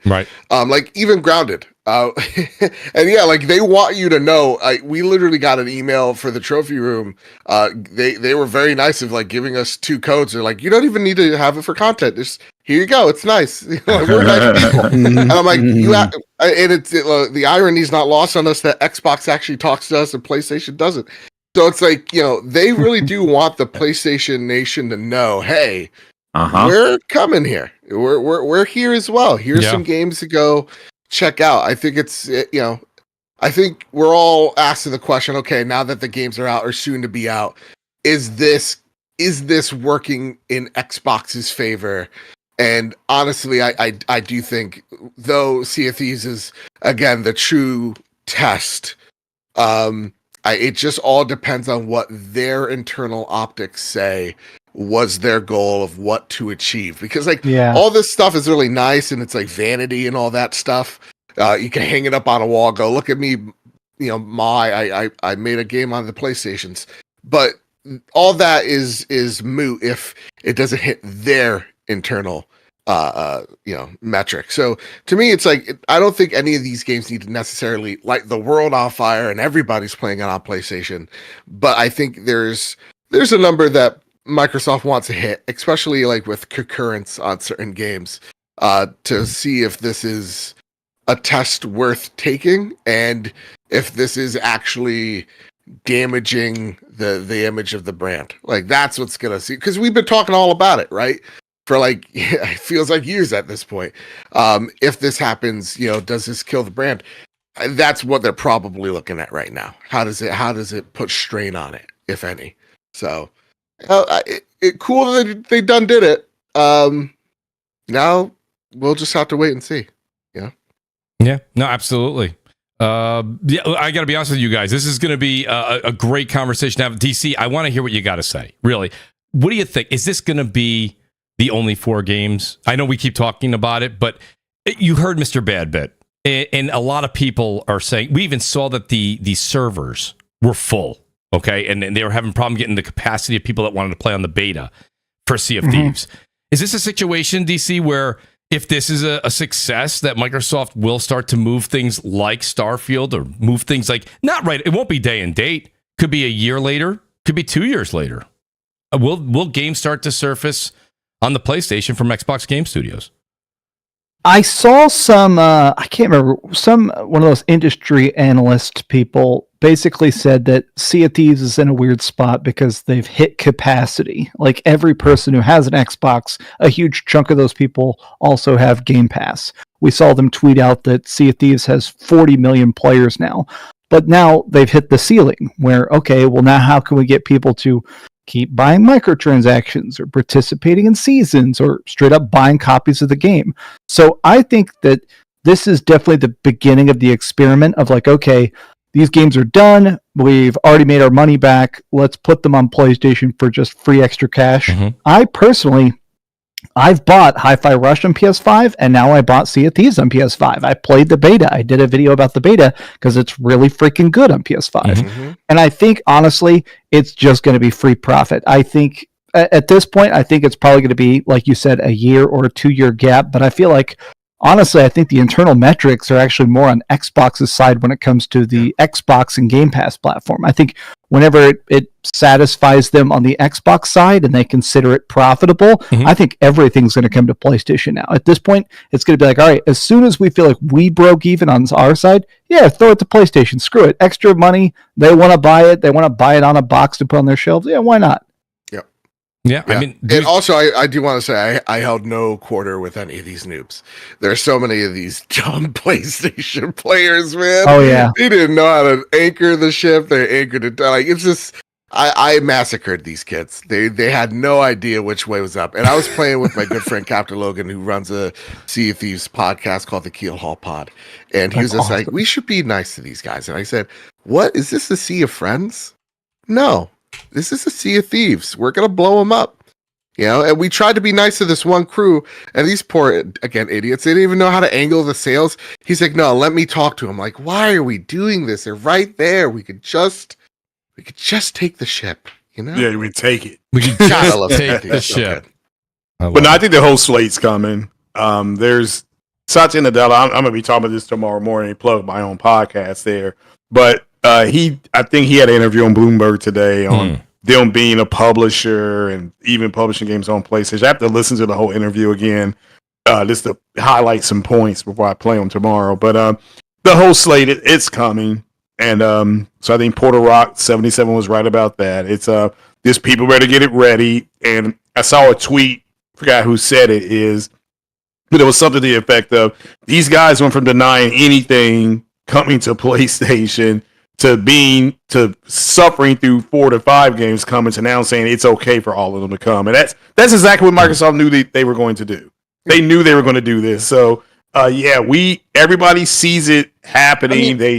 So it is what it is, and people just need to move on. I mean, people just need to get a grip that like the console market is changing, and like this whole platform thing is being made. Like it's evolving. Like you're seeing it in the PlayStation community right now, where like everybody is like arguing back and forth. Where like this latest move of trophies coming to PC. We had this question on the trophy room this week of like, does that mean the inevitable day and date to PC is happening? No, yes. No, it doesn't, because they said already that they already clarified this. I mean, they just clarified this like 60 days ago in February. But Jim was like, no crossplay because of the kids. Things change when money talks and money exchanges. So I'm like, one day it's gonna happen. Is it tomorrow? No. Is it the next day? No. Is it in a year? No. Is it in 3 years? No. Is it in 5? Is it in 6? No. Like it just depends. Like where the industry is taking it. We have a lot of members in our community where their kids do not play on consoles. And I'm like, what? How are you raising these kids so poorly? They're playing on iPads. They don't know the difference. So like you're getting these companies of like, look at like PlayStation's even like said out loud. They're like, we need to start making investments into mobile and PC. They did that. Yeah. And so like, so what you're seeing PlayStation do is like this unification of the platform of what it means to be part of the PlayStation platform. We've been seeing it. And the growing pains with the Xbox community. Again, I knew I was prepared for booze. Where they're like, hey, listen, we're going to port our games over to PC. And everybody hated that until it was there. And now no one really cares because everybody's kind of playing with each other, right? So it's just it's all it's all just a matter of like where the money is moving at that current rate. So like, do I think that all Xbox games are gonna come to PlayStation? Just what I said with PlayStation. Yeah, one day they will. And whether right now it is that, year or two gap, like Dreamcast guys say, which I think totally makes sense. Mm-hmm. Absolutely. Yeah. Until the day it's like, well, why not? Yeah. Right. We could get more profit for their day and date. Right. That's what's going to just end up in eventually happening. We could kick our feet all we want. We could say it doesn't matter, or it's not going to happen until the day it does. And then we have to go, oh, what are we going to do? But like, just like we've said on the Trophy Room back in 2019, we're going to come to that eventual reality where like the truest differences between these competitors are apps on screens. Mm-hmm. And what have we begun to see right here, right now? They're all becoming apps on screens. Mm-hmm. So to me, it's just it's just the nature of things and how they evolve. It's like, I would love that we keep my rectangle. I've known this rectangle, this piece of plastic, my whole life. Mm-hmm. But the fact of the matter is, Gen Z and whatever we're going to call the next gen. Gen A. Gen Alpha, yeah. Gen A don't care. They don't give a crap. And that's what they're all looking at right now, is as gamers are aging up, their kids do not care about the emblem that's on the rectangle. So like for me, I'm seeing all these moves out of Xbox, and as we've called them, when we said it was dumb in 2017, mm-hmm. now it's normal. Now we're starting to see PlayStation put their games on PC a year or two out and, exploring. But they've always put games on PC. They've always had games on PC. Some games on PC, but you never saw like a template like Last of Us or like a God of War on PC. Okay, but The Last of Us is a PS3 game. Well, I mean, like you take a look at the Last of Us Part 1 remake, right? That came out on PS5. Year later, it comes out on the... It did, but it's still a remake of a PS3 game. So they're putting older games. They just put Ghost of Tsushima on there. Yeah, so. Exactly. That's a PS4 game. Right. Yeah. But like what we're going to see, I mean, Ratchet and Clank, that's a PS5 game. Returnal, PS5 game. On PC. Yeah. I think Helldivers, I don't out on PC and PS5. It doesn't take away from the box. I'm not saying it does. I'm just saying, they did put a bunch of old games on PC, which they said they were going to do. Sure, absolutely. But one day that metric is gonna or that language will change and that window will get smaller. And I think that's maybe one day the government announces extraterrestrial life, but we haven't gotten to that day yet. The point exactly. I understand what you're saying. Like, I don't know why everybody's freaking out because, like, me either. I agree. It's gonna probably happen. Like the games aren't making as much money. They're not selling as much as they once were. It's not out of the realm of possibility. So, like, who cares? As long as I get the next God of War, I genuinely don't give a shit. I understand. Yeah, I understand what you're saying.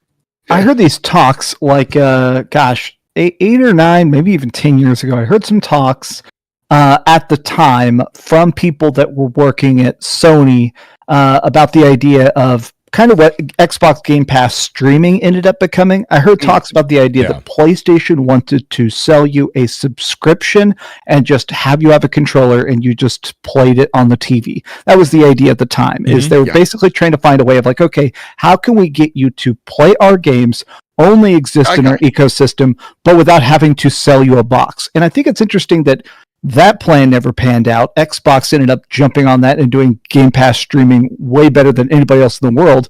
But I think it's also interesting that now, in a super roundabout way, they've still gotten to where they want, where it's like, all right, well, now, I guess if you guys want to give us games on PC, even if we sell it to you late, I guess we'll keep doing it. I think we're going to start to see like a lot of Xbox games coming to PlayStation. I think we're going to keep seeing PlayStation go to a PC. And just, I do think that we're getting to that point where I think you guys nailed it in that we guys have legacy where it's like, okay, I have 1,000 PlayStation games. That sounds insane to say out loud. I have 1,000 games on my PS4/PS5 library. But a lot of these kids who have been gaming for 3, 4, 5 years, they don't have that. They don't care. It's like, okay, can I play it on my Switch? Great. Can I play it on my PC? Cool. Can I play it on the iPad? I don't care.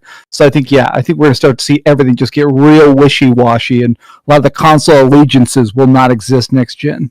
Yeah, and I think when we talk about like the Mr. future Babbitt. of the console market, it's like we often like it's like I'm gonna create a word, I think apocryphalize, where it's like, oh, it's the end of it, like this generation's the last. It's never is.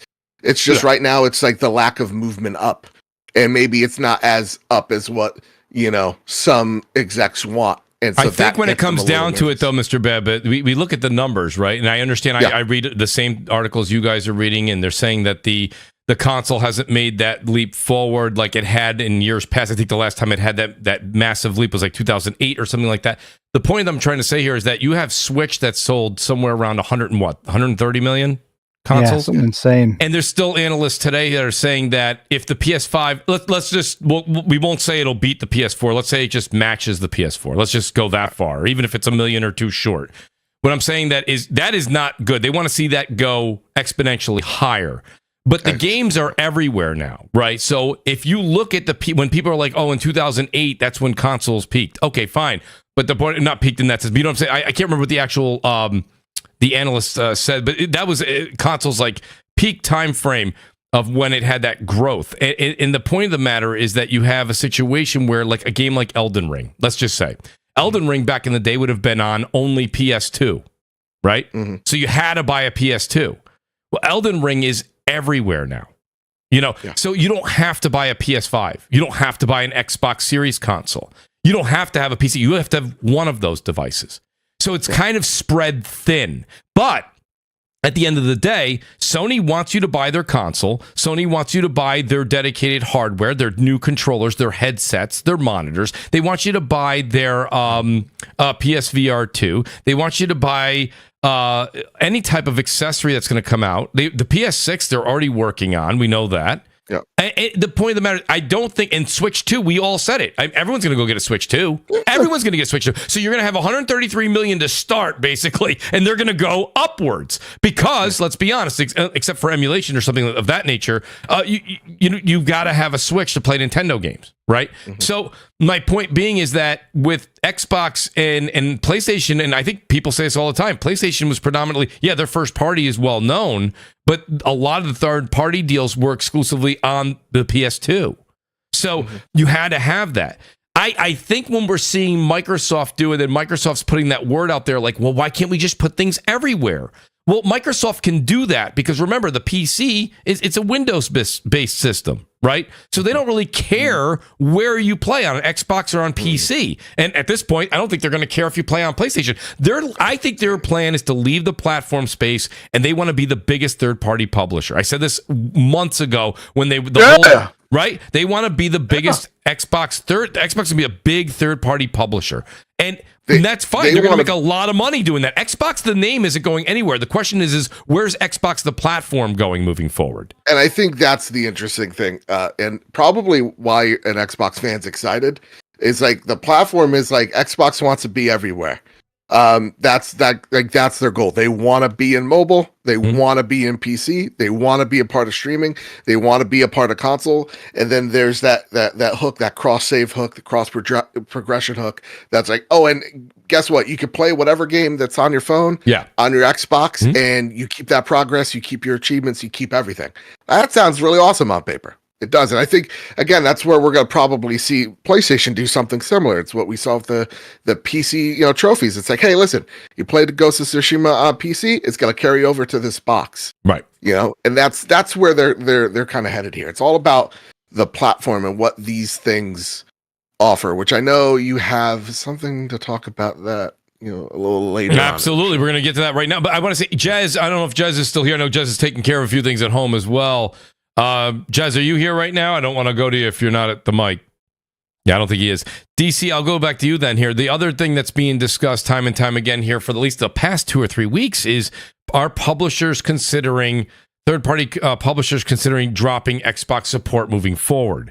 And that sounds like it's awful, but if Microsoft's intent moving forward is to maybe do that handheld device and kind of go head to head with the Steam Deck and the Asus ROG Ally. If that's their intent, you're seeing certain games. They're smaller games right now. Some of them are smaller indie games, but they're choosing not to. They said, we'll let you know about the Xbox Series version in the future. But right now we're doing PS5 and PC. So that's happened to at least 2 or 3 or 4 different titles in the past month and a half or so. Are publishers considering not supporting Xbox with a day one release on certain things moving forward? No, of course you're not going to see that with big AAA publishers. But some of the smaller games, is that going to happen? Because you can see Microsoft going that publisher route. Yeah, I wonder about that. I did see those reports. I did talk about that on my channel as well. I think it's that I think everybody's afraid to go first. You know, there's always that thing of the dam breaking. I think the first major publisher, because indies, there's already a lot of indies. There's a lot of small AA stuff that's been skipping Xbox. But the first time we see like a Capcom or a Square Enix just straight up say, we're not making Xbox games anymore without an upfront paycheck from Microsoft or something. That's what I'm curious to see. Because to me, it still seems impossible. Mm-hmm. I feel like once you say we're not coming to Xbox, it almost reminds me there's an old stat that if a store says 24-hour on the front, or a restaurant says open 24 hours, you get more business, but it's not at 3 a.m., it's at 3 p.m. Once people stop having to check if it's available, then they're going to be more willing to buy it. I almost think that saying on all platforms sells more copies on all platforms, even if it's not necessarily coming specifically to Xbox. I don't know. It's a weird situation indeed. I think it's going to happen. I'm just curious who's the first person to draw that line in the sand and says, "Hey, it's just not lucrative to sell stuff on Xbox." Yeah. No, I that's the one thing. I don't think that we'll see it happen with anything massive or a major company in the near future, but we have seen it on smaller titles. Mr. Babbitt, is that something that needs to be? Listen, I have 3, it's funny because so many people are like, oh, Mooch doesn't like Xbox. I have 3 Xbox Series X's in the house. I mean, what a hater. But at the same time, That's why you hate it. I bought too many. Bought 3 of them. Where's my return on investment? Where's my ROI? He wakes up, trips over it. Goddamn this fucking Xbox. Why do I keep buying them? It's so funny.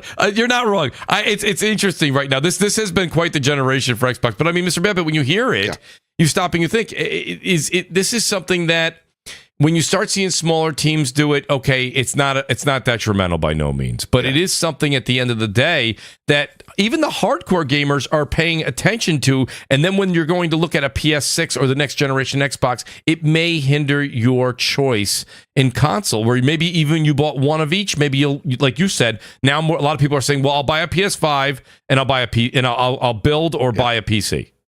Yeah, I mean, that's what I'm at right now, right? So, like, to me, it's like, I ain't got no Xbox in this house anymore. I got nothing to trip over. My house is clean. But, like, to me, I'm in that camp of, like, I will believe it when I see it. Like, You're right. Like, it, we've seen obscure, like, JRPGs or maybe even some of the, like, back in the day Persona skip Xbox. But I think Xbox is been trying their best to woo those folks over to their side of like, hey, listen, come on over. Like, we'll give you a buck or two if you're putting your game out on here. We'll make some big deals. I know Sega is very appreciative of the support that they've gotten from Xbox and views them as an important partner. So like, that's great and all, but like, it's concerning to hear. I'm not concerned until I actually see it, and then I'm like, oh, okay. All right. So, and I think DC, you're right, where it's just like, maybe someone's waiting for that shoe to drop, that dam to burst, and they're like, listen, we just can't do it anymore. And maybe that's why Xbox went out there and bought 2 publishers. So they're like, hey, listen, we have content from, the most major publishers here, so I don't know. Concerning, certainly. Do I believe it? I'd like not to until it's, again, until it really depends. EA went, we can't do this. Mr. Babbitt, I think what it comes down to is it's going to depend on what Microsoft's next actions are. That's the way I look at it. If they're going to go ahead and put in the future, not now. I understand. Everybody, calm down in the audience. But if in a year we see Starfield and Hellblade 2 make their way over, I think you're going to start seeing people say, well, why if the sales are declining on the Xbox platform, which they are month after month in a lot of areas, especially in Europe. at that point, and they're putting their games on PlayStation. I'm seeing more people gravitating over there. Why? Because it's time and money for developers to put a game on a platform. So it's also time and money for that platform to keep on making a product that doesn't make them money, right? So like if you're putting out hardware that comes out and nets you negative and you want to see something, so like no, I definitely think you're right. I think the thing that's interesting is like I would love to hear the European perspective as to like why is Xbox floundering so bad in Europe? What makes the PlayStation so appealing to, somewhere like, Great Britain? And is that fight really actually worth trying to, keep people in this ecosystem if, again, every other analyst is saying, hey, the next 5 to 10 years, platform holders are going to look way more ambiguous than we ever seen. So, it's a tricky situation that Xbox finds themselves in. It really is. Shout out to the great B Money who's joined us. B, it's always a treat when I get to have you on the show, and I know that Friday nights that was football night. Now we got Thursday nights. It's probably another sport. I'm going through the same thing you are. Believe me, I know exactly what you're going through.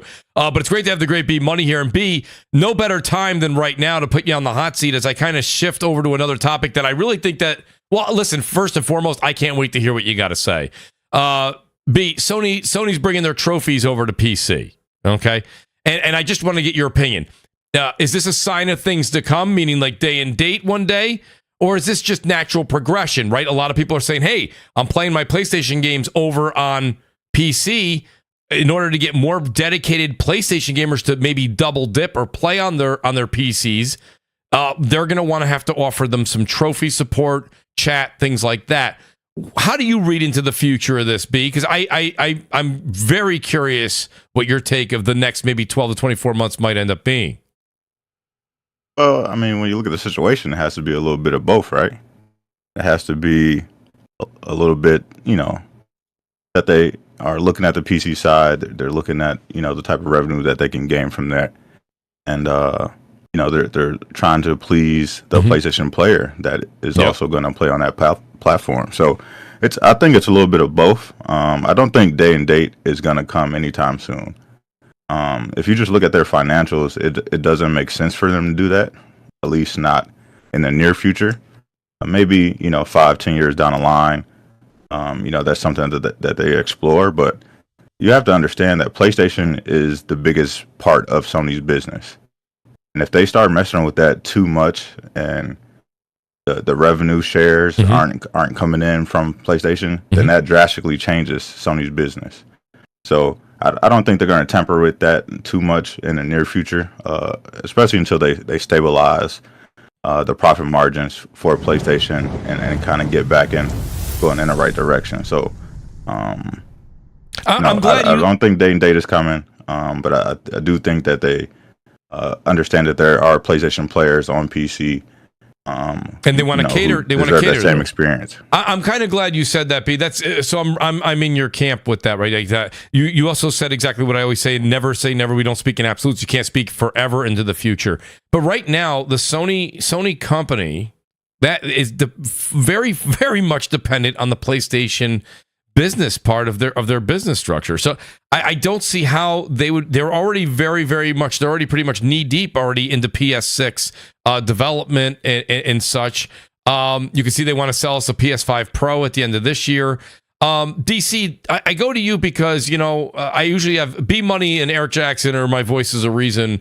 When a lot of this kind of nonsense is going on, and of course the media is just running with it in all kinds of directions, which they should. The question I have for you, DC, is Sony can't. People go, well, Microsoft does it. There's a lot of money out there. Sony's going to do it. Sony doesn't have the war chest that Microsoft has. And again, like I said earlier in the show, Microsoft wants you to go to PC. You have a PC, you have Windows. I mean, they're going to get money from you one way or the other.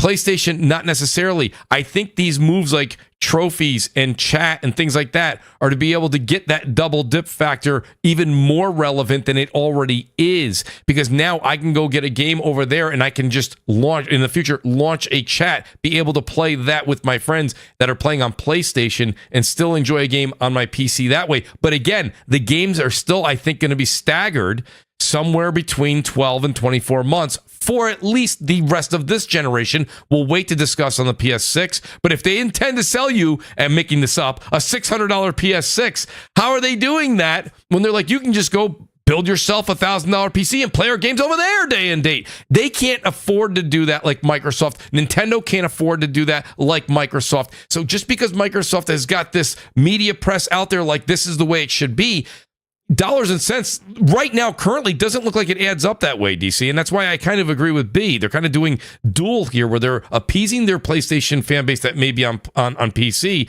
but they're not going to abandon the console because it still is their bread and butter. Yes, I think that the most interesting thing is, I don't know if you ever saw that leaked gameplay for the Horizon Zero Dawn multiplayer game, but it looked like Monster Hunter. You have a custom character, you bust pieces off the dinos, you build better weapons. It's got 4-player co-op. It sounds like that's really deep into dev, maybe almost done. Obviously, The Last of Us 1 got canceled, but there's all these multiplayer projects of current IP. I think the real experiment is, I think their single player stuff, they're always going to do a delay of a year or two. I think I'm most curious now of what happens when it comes to the live service stuff, because as we've seen, live service is most successful if that day one pool is as big as possible. Make sure everybody can figure it out. Break the servers, beta test the hell out of it, figure out all the glitches, and just hammer it out so you can get people buying battle passes and doing login bonuses and weekly quests. I'm curious to see if Sony sees that Helldivers money and goes, okay, how can we do that again? How else can we have a project that drops day and date that is a first-party game on PlayStation and PC, but without hurting PlayStation? Because I do think that if they start day and dating their single player stuff, like if Uncharted 5 is day and date PC, PS5, I do think that leads to less PS5s total. Absolutely, DC. Jez, are you back by chance? I'm back. Sorry about that. That's okay, Jez. Jez, listen, I listened to your show last night. Great show, by the way. Outstanding panel you had. Love the takes from all angles.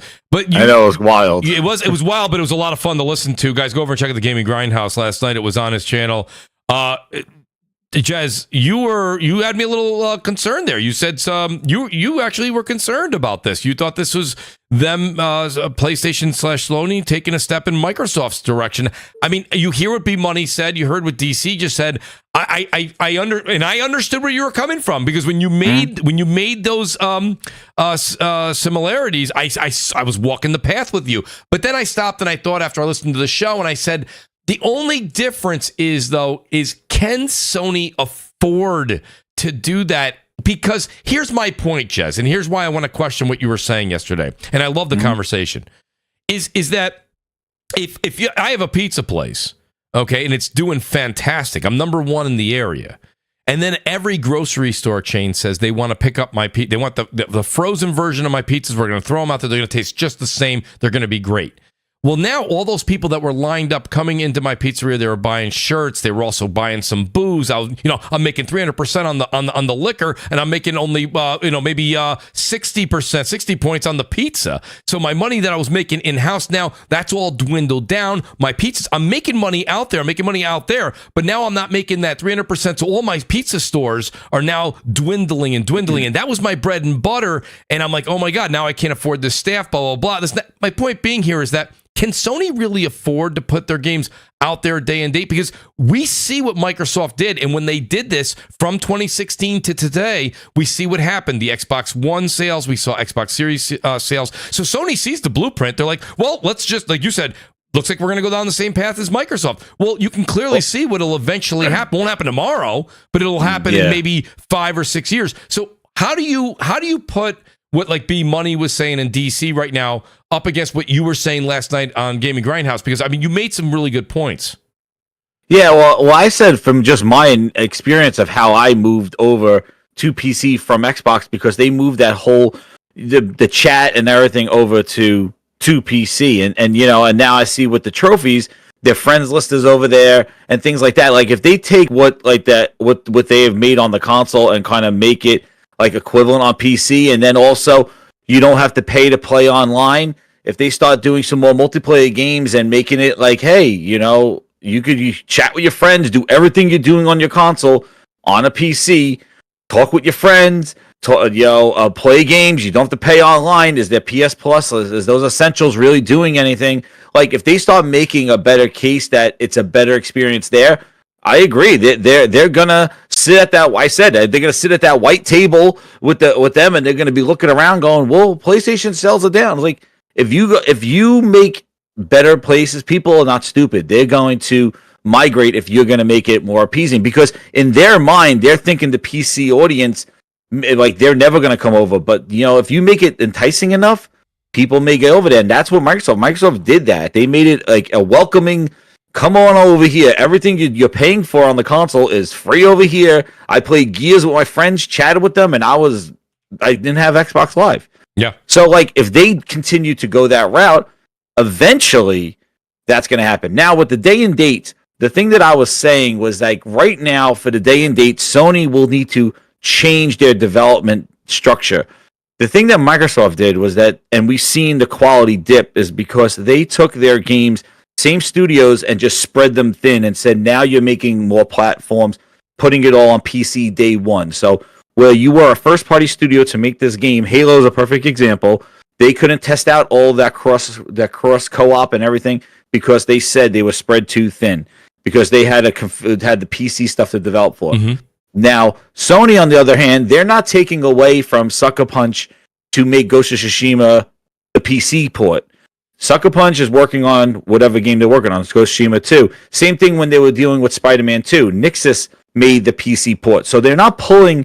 I'm sure they take some people, and put them as part of the team, but they're not halting or splitting their team up, going, half of you are going to work on the PC port. Well, that might slow down the sequel. Mm-hmm. They're not doing that. They have this cadence of having somebody else, Nixxes is one of them, making the PC ports. So for them, their infrastructure right now is not built for day and date. And you even seen this with Naughty Dog. They were working on 3 games, Neil Druckmann came out. It's like, we're working on 3 projects: the service game, the next game, and this game. And then they started canceling stuff, saying it was too much. The service game will take away from single player, so we're canceling the service. So right now, their structure is not built for day and date, especially with their big first-party games. Mm-hmm. Maybe when they develop a game, like a multiplayer game, like Helldivers 2, they could make sure the team is prepared to do that, so it's not sort of like a pivot or anything along those lines. But, the thing is that they know the games drive the console, and quality drives the console. Like, that's the other thing. It has to be quality. So if the quality starts dipping, and then they're, that's going to reflect on their sales. Like, us as consumers are going to spend our money. We vote with our wallets. That's right. If we see quality, you're going to go quality, no matter where it is. If you see something that everybody's playing and this is a game that everybody can't stop talking about, you will go find out where to play it, no matter where it is, what console, what platform, to go play that game. That's what a gamer would do. That's what a consumer or enthusiast would do. And that's what's going to happen. So, Sony has to keep that quality bar. They always talk about it. And if they associate that with having that experience on PlayStation, then they'll do that. So, like with a Pro, you're right. How are they going to sell a Pro for all this money and then say, well, we're going to put our games over there? Well, first off, they're not being consistent in their PC ports. Right. There's no cadence right now. They're not saying every 6 months, hey, I know when to get the next game. They haven't, and they're strategically probably doing that. Yeah. And, which is definitely hard to say, okay, good, I'm just going to wait. Well, you may wait 2 years, you may 1 year, maybe 6 months, or maybe day and date. Who knows? But they're not going to let you know. So they will take their first party, their creme de la creme, just like Nintendo touts out Mario when they got a new console, or they tout out their IP. Yep. Sony will do that with the PS5 Pro. They will show the games that, they've been quiet about, their first party stuff, which they need to friggin' start showing stuff. I'm seeing, and this is what I was saying, like the Microsoft stuff that kind of grinded my gears, was like, all right, PlayStation trophies, PC this, PC. Yep. Where the hell is Sucker Punch's new game, instead of showing the PC ports? Like, that's right. Don't keep showing, oh, well, here's a remaster. Oh, here's a remaster. Here's a PC port. Bullshit. What is your team's working on? So you got to kind of spread the love. Like, you got to like show, hey, you bought this console. let's see Sucker Punch's next game, and they make the port. And they were doing that for a while. Now all of a sudden it just seems to be they're quiet, but they're doing all this other stuff. And that's the thing that Microsoft got into. They told us to wait for the games, but meanwhile they were grooming their PC app, their mobile strap-on thing for phones, and they were loving all that. It's like, well, where are the games? It's like, oh, but they make everybody else take it. So, like, that's what I was saying. Like, Sony's kind of, I hear you. Them being quiet is like, hey, enough is enough. Like, and I think now what seems to be true is that they're going to take their first-party games, the ones they've been holding on to, and demonstrate them as played on a PS5 Pro. Yep. And that seems like their strategy, which... it is what it is, but we're getting a little frustrated. We're getting a little antsy. Oh yeah, it's some bullshit, dude. Like especially that showcase, and then not having any kind of like they got the Death Stranding stuff at the Game Awards. Oh like, god, that looked awesome. All right. It was incredible. But like again, like they need to show. I think we all what the hell they're working on. Don't get me wrong. I think it includes all of us. I think all us gamers have kind of like I say this all the time. You guys know that. I say we have short-term memory, right? Isn't this exactly what the PS4 generation for the most part? Like it was the last 3 years of the PS4 generation, and that's when you're going to see Naughty Dog. It was the indie station, right? Smooch? Right. It was the PS4 was the indie station. It was the in indie the station for the first 3-4 years. You know, and now you're seeing something very similar. Actually, to be honest with you, in the fact of first party and even third party exclusive deals, I think this year, this generation may be maybe a little bit better. I mean, I know a lot of people say no, PS4 was better. The beginning of the PS5 generation is light years better than the beginning of the PS4. You think so? Yeah. I don't know. I think they're pretty dude, it was the indie station. Well, but we still had some games like freaking what the hell? Oh god, Infamous Second Son and stuff. Infamous was the one. I think it kicked off with the PS4 which is Bloodborne, and then we started to really see. Yes, and when people say this, Uncharted came out, in 15. When people say like, "Oh, this generation sucks," it's like I get it because it's weird that like there hasn't been, and I think the truest complaint is like there hasn't been that game that's like. That's why I bought it's you don't have that yet, right? So it's definitely the feeling is it's going to be GTA 6 where you're like, this is what next gen is all about. But I think when it comes to like this generation, the industry's gotten so much bigger where like last year was one of the greatest years of video games. And I think two of the best games that came out that year were, independently published or developed. Like, you had Alan Wake 2, which that's only created because of Epic money. And then you had Baldur's Gate 3, which is again in-house published by Larian. And so it's like you're having all these bigger studios coming up independent and doing some really great work. Like, like for example, Hades, God bless. So like there's great games to be played here. When we talk about like PlayStation, again, it's the new studio. I'm bumping into stuff constantly. My muscle memory ain't where it is yet. When we're talking about, PlayStation's inevitable, again, like going to PC day and date. Not yet. I'm not a fortune teller. I can't tell you if and when that's gonna happen. Right. But I do think it's inevitable. I don't think it is as like soon as what everybody is. It's not in like 2 years, 3 years, 4 years, even 5 years. PlayStation's in a very different position as to where Xbox is currently, right? Xbox is at what, 20-ish million units sold. PlayStation is at 60 plus million units sold. They're in two very different positions where when people are buying their games, the large sum of them are going to be bought on PlayStation. So they don't feel that like, fiduciary obligation to go, oh, we got to do something because these games they're still making a lot of money on these games. The problem is they're just getting more expensive to make. So when we talk about like, well, Sony day and date, yeah, definitely for multiplayer games. Yeah, sure. Absolutely. Like Helldivers, a fantastic example of doing it right, and they've been very open where they're like multiplayer games day and date because we need the audience. I don't see The Last of Us Part 3 being day and date on PC, but something that it'll eventually come to. PlayStation's structured a lot differently, and I think one of the reasons why we are seeing such a lull in terms of like getting those 2-3 big PlayStation games a year is probably the Jim Ryan era of, hey, games as service games are great. Let's just turn our studios into that. Right. And we're trying, and we're seeing that pain point right now, where like some studios are in the PlayStation, pantheon, equipped to do just that, right? Like, your Sony San Diego is making your baseball game on Xbox, on PC, on Nintendo Switch, on PlayStation, day and date. But you have others where you have your Naughty Dogs going, we can't do, like, it would change the entire DNA of our dev team. Yes. If we do this, so we're going to choose not to. And so I think the acquisition of Nixxes, and I think probably some more of the studios like from Valkyrie, I think, what is it, early last year or early this year? Kind of the support studios. I know they're not as like sexy as like a Bethesda, but like what they're doing is they're helping take the load off of someone like Insomniac or a Santa Monica, and going, hey, we'll port these out. We got like this ever rotating list of games that y'all want on PC, and they'll come eventually.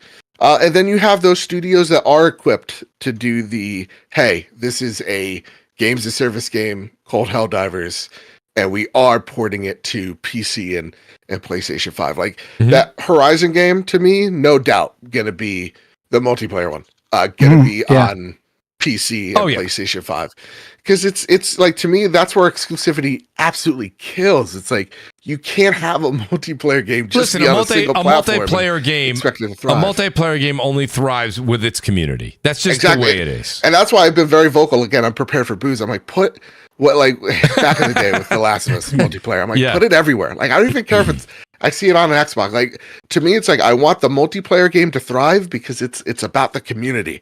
Like, the Sea of Thieves players genuinely do not care who they're fighting with, as long as I thought they wanted to turn off crossplay, and if they've been asking for years, and they haven't implemented that. Yeah, the crossplay in terms of, hey, listen, these mouse and keyboard players.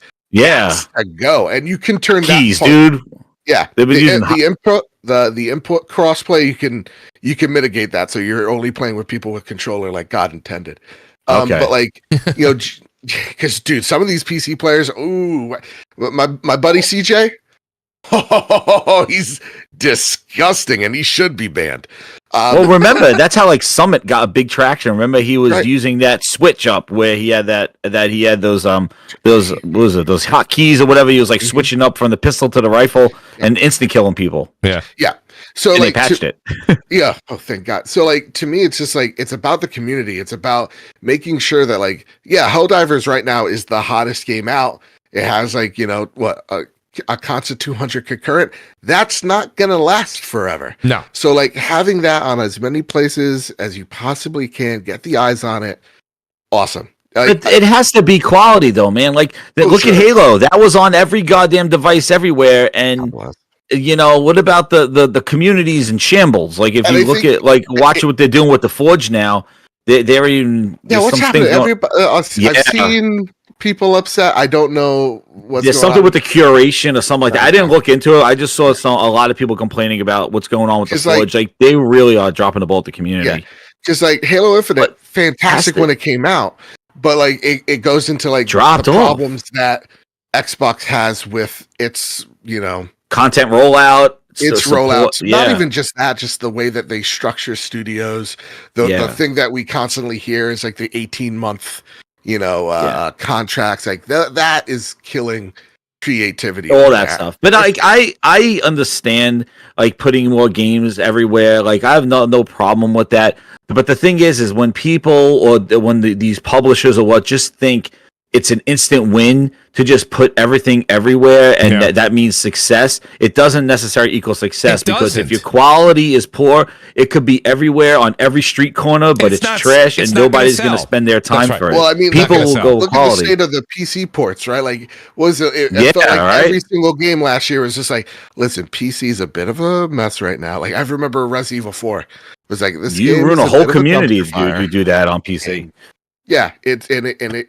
And it's rough. And it goes to, these bigger companies who are constantly trying to cut corners for the sake of costs, doing taking the easy route and not taking the right route, if that makes any sense. So here, well, Max, that's why I was like, the thing I was saying when I was looking at Ghost of Tsushima, when they put it on PC, they're making sure it has the multi-monitor support, super wide screen. It could support like 3 monitors, and it has all the things that a PC gamer would expect. Like, that's how you appease that audience. Like, those are the things you don't think about multiple screens when you're putting it on your console, but when you put on, there's a certain expectation when you put it on PC. So if the delayed development and ports do what that market expects, you're guaranteed now that those customers will invest in that game because of that. But when you just put out something and there's no field of view sliders because you decided to put it out everywhere day one,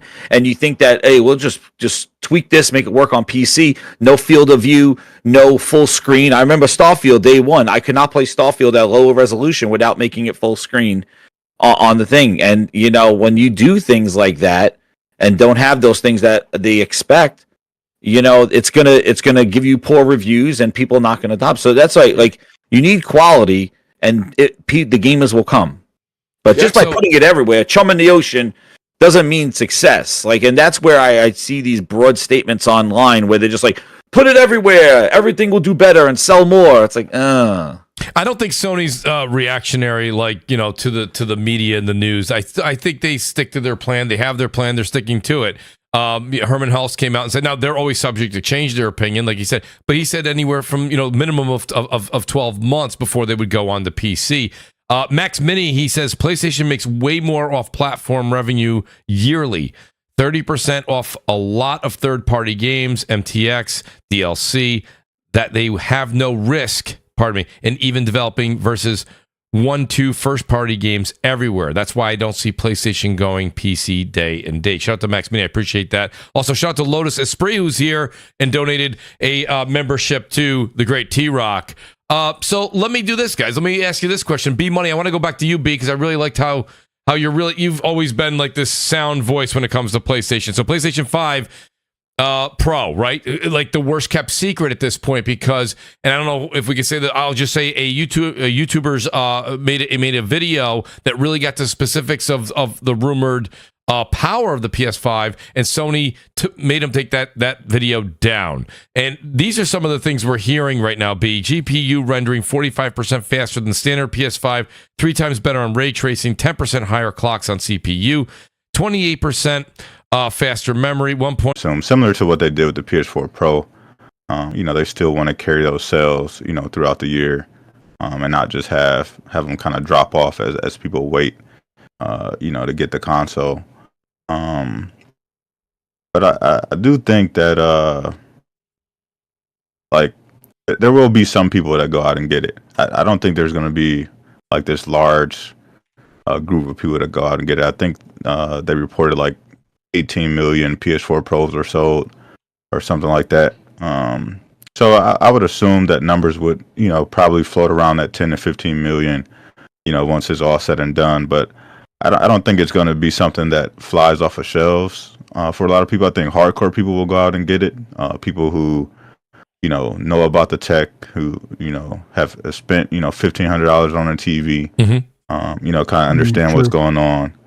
Those people will be the ones that go out and get it, gamers like us.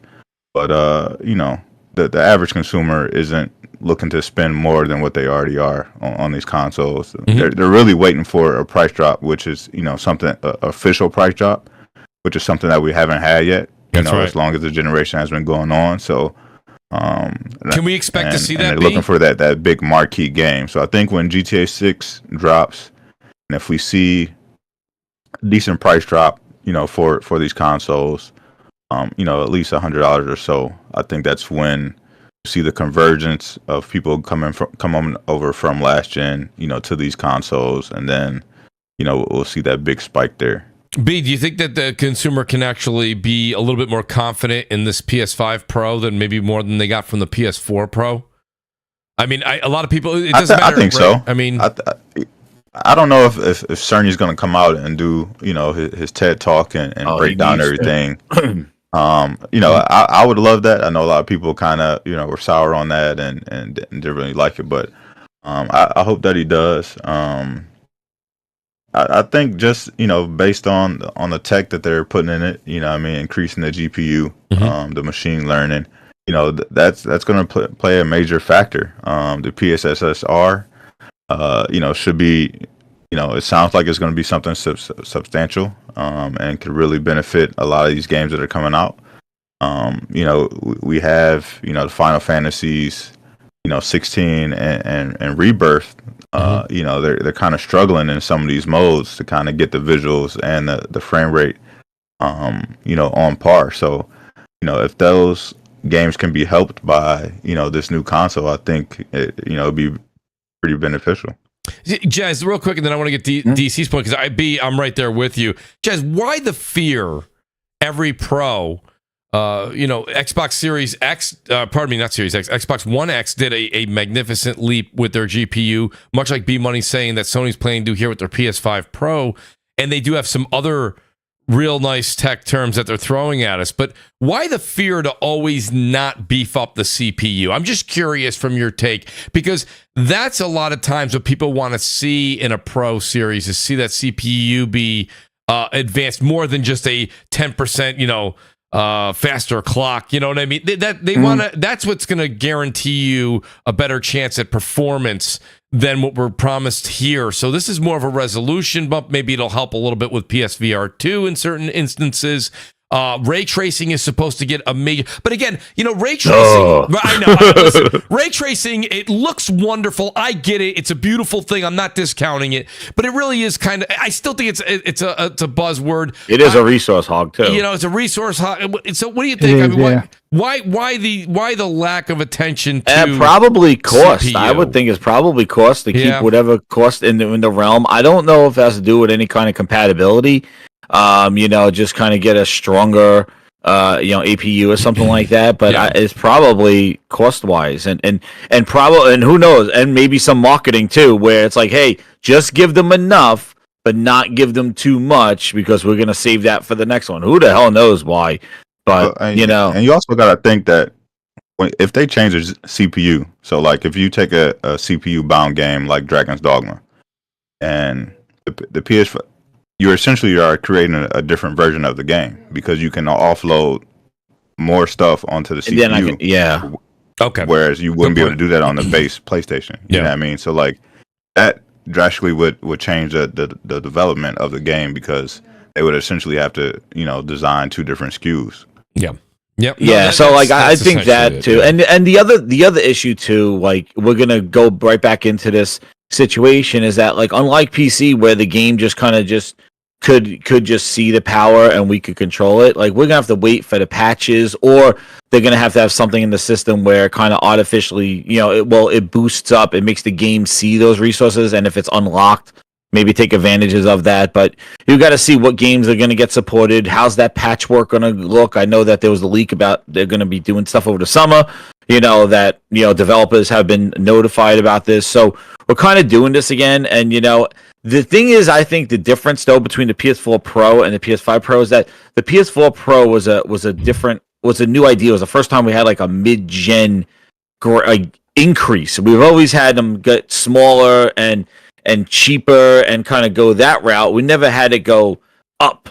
And right. I think that was a very and they had the VR to kind of combine with that. So this one now, we kind of know the game plan, how a mid-gen refresh, and then Microsoft kind of did it with theirs with the One X.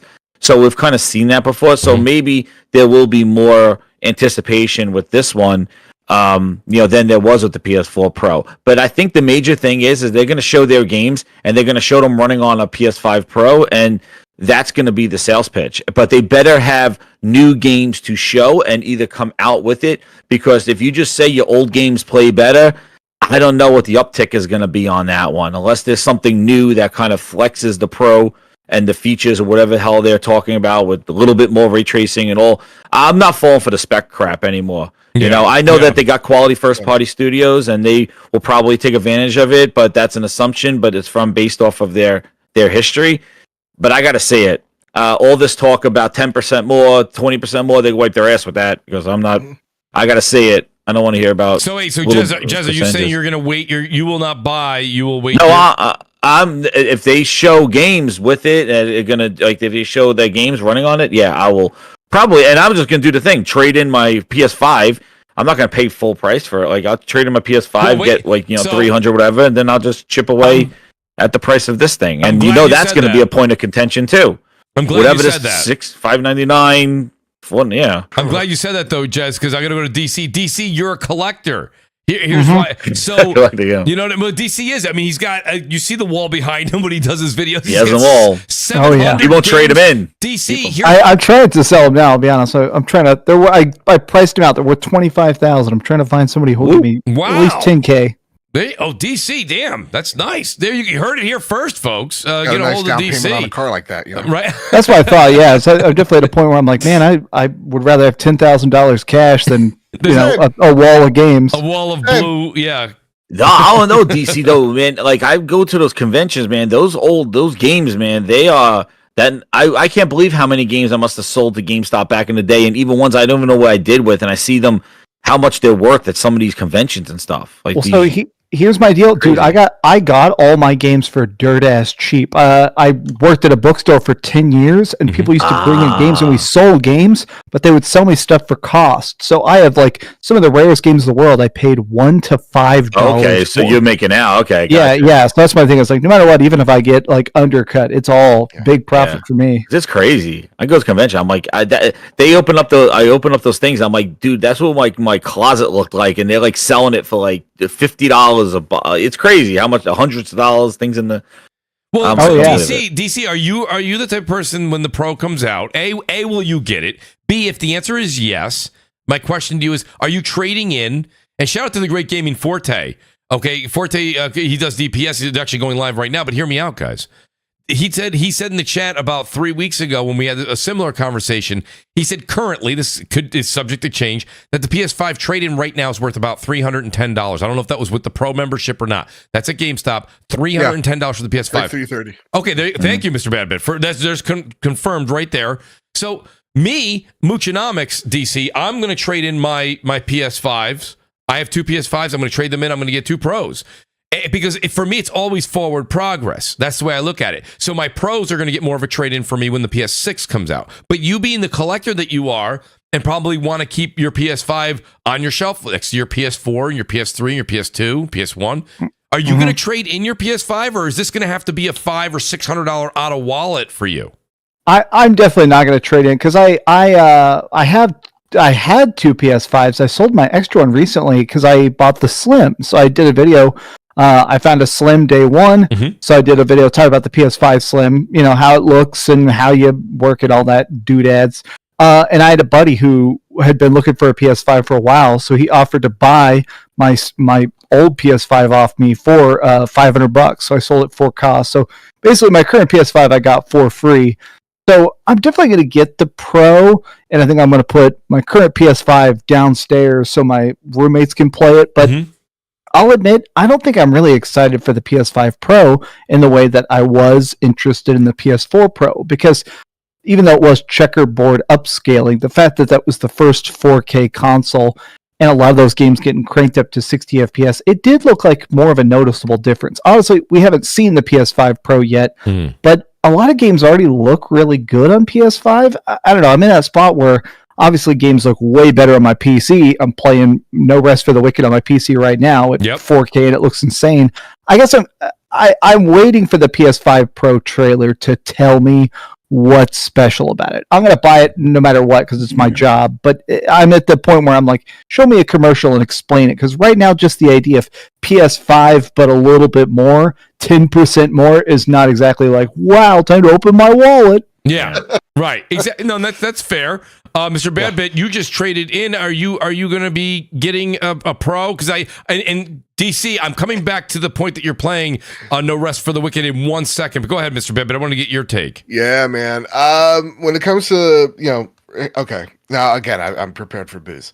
When it comes to games like performance over graphics, I typically do performance mode. right? I do prefer the smoother gameplay of a 60 FPS, but I'm not like one of these weirdos that have super, duper eyes. I got big dumb eyes. So like for me, I'm playing Final Fantasy 7 Rebirth on graphical, and I can't really tell you the difference. I'm going to be honest between like what's running at 30 and 60. Once I have like the toggle switch on and like I'm like toggling it back and forth, I'm like, oh, okay, this seems a little messed up. Unless it's a shooter, I typically can't really tell you the difference. That said, I think I'm kind of with DC on this. It's like you gotta show me. I think we were oversold a lot by the series and the PS5, of which these consoles are capable. You're never gonna see a loading screen ever again. Ray tracing's gonna blow your mind, and then we're all like, it's actually kind of hindering in some places more than actually getting me into the game. So when it comes to the PlayStation 5 Pro, yeah, you're right. It doesn't feel like it's needed in the same way the PS4 Pro was, where it's like, yeah, listen, my PS4 is sounding like a jet engine and I'm playing Days Gone, right? I need something that's maybe less of the decibel and more of the power and more of the graphical finesse that I can see, that checkerboarded 4K, and I'm like, oh, that looks really nice. So I think what DC said, PS5, what you're saying, sorry, go for it. No, you're both kind of saying something in rhythm here. And what I'm hearing is that a lot of people still feel the PS5 and the Xbox Series X haven't been, the potential hasn't been tapped yet. Right now, and that's why so many people are just like, why do I need it? I mean, when it comes to the PlayStation 5 Pro, what I would like it to do, my dream scenario, is I don't have to pick between graphics and performance. If you give me a shiny 4K, give me that 60 FPS, I don't really need ray tracing. I'm not blown away by it. Yeah.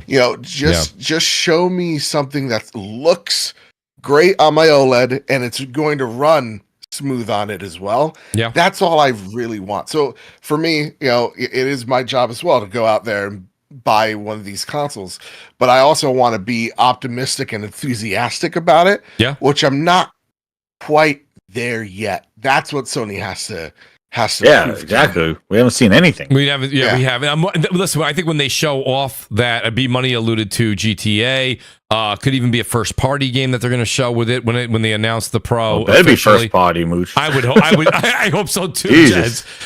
Guys, I want to shift over because this is interesting. It's a two-part question, DC, because the audience heard you say no rest for the wicked, and you've really gotten everybody kind of stirred up right now.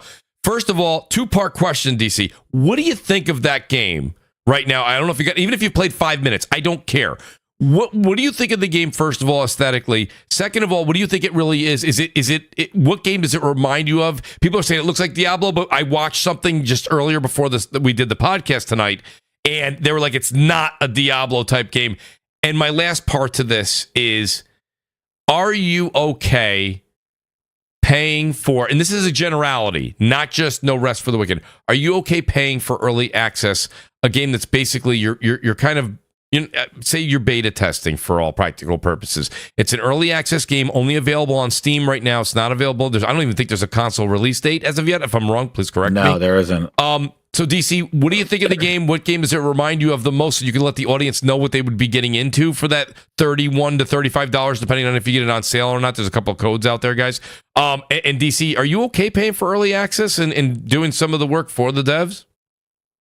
I don't know how much I like the idea of early access. So I have 9 hours in it so far. I've been playing it since the minute it came out. I've been playing it nonstop. I'm being a bad guest, and I've been playing it the whole podcast as well. DC! It plays like Diablo Dark Souls. So it's top-down isometric view. It's got a lock-on system, a stamina system. It is slow. It is heavy. It is fun. I do like the art style. It definitely looks like Ori and the Blind Forest, Diablo, and that stretched out faces, ink color, hand-drawn art looking kind of thing to the people. I think it's really, really good, but man, is this janky. I've had a hard crash. I'm 9 hours into it. They said that this early access will be roughly 25 hours. Yep. I'm 9 hours into it. I can't tell how much farther I have in front of me. But I will admit, I don't like the idea that this game definitely feels unfinished. It feels weird that, like, I think the full price of it is $40. There are a lot of coupon codes out there. And definitely, I'm going to review it with that point of view. I've been recording the last 9 hours. I'm going to do an impressions video tomorrow. And I'm going to basically start with that. Like, if you're paying $40 for this or $30 for it, it does feel weird because it is a beta. It is a cool beta. It is an interesting beta. I'm glad we can provide feedback. Already the developers are tweeting out, we know about this glitch. This area is busted. Sorry about these crashes. It's like, man, it's weird that we're paying to beta test. Yeah. Even as good as this game is, I'm glad I'm playing it. I guess it's the type of thing of, I'm glad I'm playing it more than I'm glad I'm not playing it. But it's really fun. As a Dark Souls fan, as a guy with a Diablo tattoo, it's Dark Souls Diablo. It doesn't have randomized maps. The weirdest thing is you can't really grind very easily. They have the system called Fog of War, where whenever you clear a dungeon, slowly the map gets recovered. You have to rediscover the map. And so all the locations are the same and the monsters are the same, but they will come back and you can kill them again for different loot. So it's got like random loot. But the map, there's like puzzles and stuff. It's cool, but it's definitely difficult. Okay, that's interesting. So anybody on the panel that just heard DC, I'm intrigued to pick it up myself. So is there a perk DC where if we buy it now, whether it be $35 or $40? I did. So you're saying it's if I was to go to Steam right now and I want to buy it, it's $40. I think so, yeah. It's 10% off. I'm on $35.99. Okay, cool, yeah. Okay, $35.99. Yeah, there's coupon codes everywhere. And in fact, the official Twitter account keeps retweeting all the coupon codes. So, like, nobody should pay full price. Definitely use the coupon. They want you to use the discount. What is this game going to be at when it does actually launch out of early access? Is it going to be a $60 or $70 game? Or to be $40 then as well? Well, the only reason I think it's probably not going to is because wasn't Ori just 30? I assume it's going to be like all their other games. Well, the only reason I ask is usually I thought when you got into an early access situation, it was a perk for the people who were playing earlier and you got in, sometimes a bit cheaper. That's not the case in this scenario. I'm just curious. I don't know. Sometimes they are, but sometimes they're not. Like, I played Baldur's Gate 3 early access, and Baldur's Gate 3 early access was freaking $60. Oh. And I remember at the time, I made a video, God, however many years ago that was, where I was like, hey, this is great, but it was only Act 1. And I remember kind of being like, well, this is a cool Act 1, but is this a $60 Act 1? I don't think it is. Right. Well, Jez, are you thinking about picking this up? You just heard the way DC described it. Yeah, I was just looking at it now, but like, I don't know. It's been on my radar for a while. It looks cool. Like my first time, looking into some gameplay about it. It looks interesting, but yeah, I don't know. It says somebody the most favorite right now mixed reviews, and the top review says no rest for the GPU. Yeah, it is struggling, buddy. I'm here, and I actually had a time where there was like a big scene, and there's a bunch of people having like I don't know how to explain it, like a bunch of church people standing around an area with like a dead boss, and they're being like, "We have cleansed this land," and it went down to like 12 frames a second for the whole time I was in that area. I was like, "Oh man, that is not good." Well, it's funny. Arzif in the chat goes, Mooch, play on Steam Deck. From what I'm hearing, I don't know if my Steam Deck's going to be able to handle this. Somebody said they're trying to do Steam Deck at 30 frames, give or take, but then somebody says they're playing it on a 4080 at 1440p and 20 frames in combat. Shit.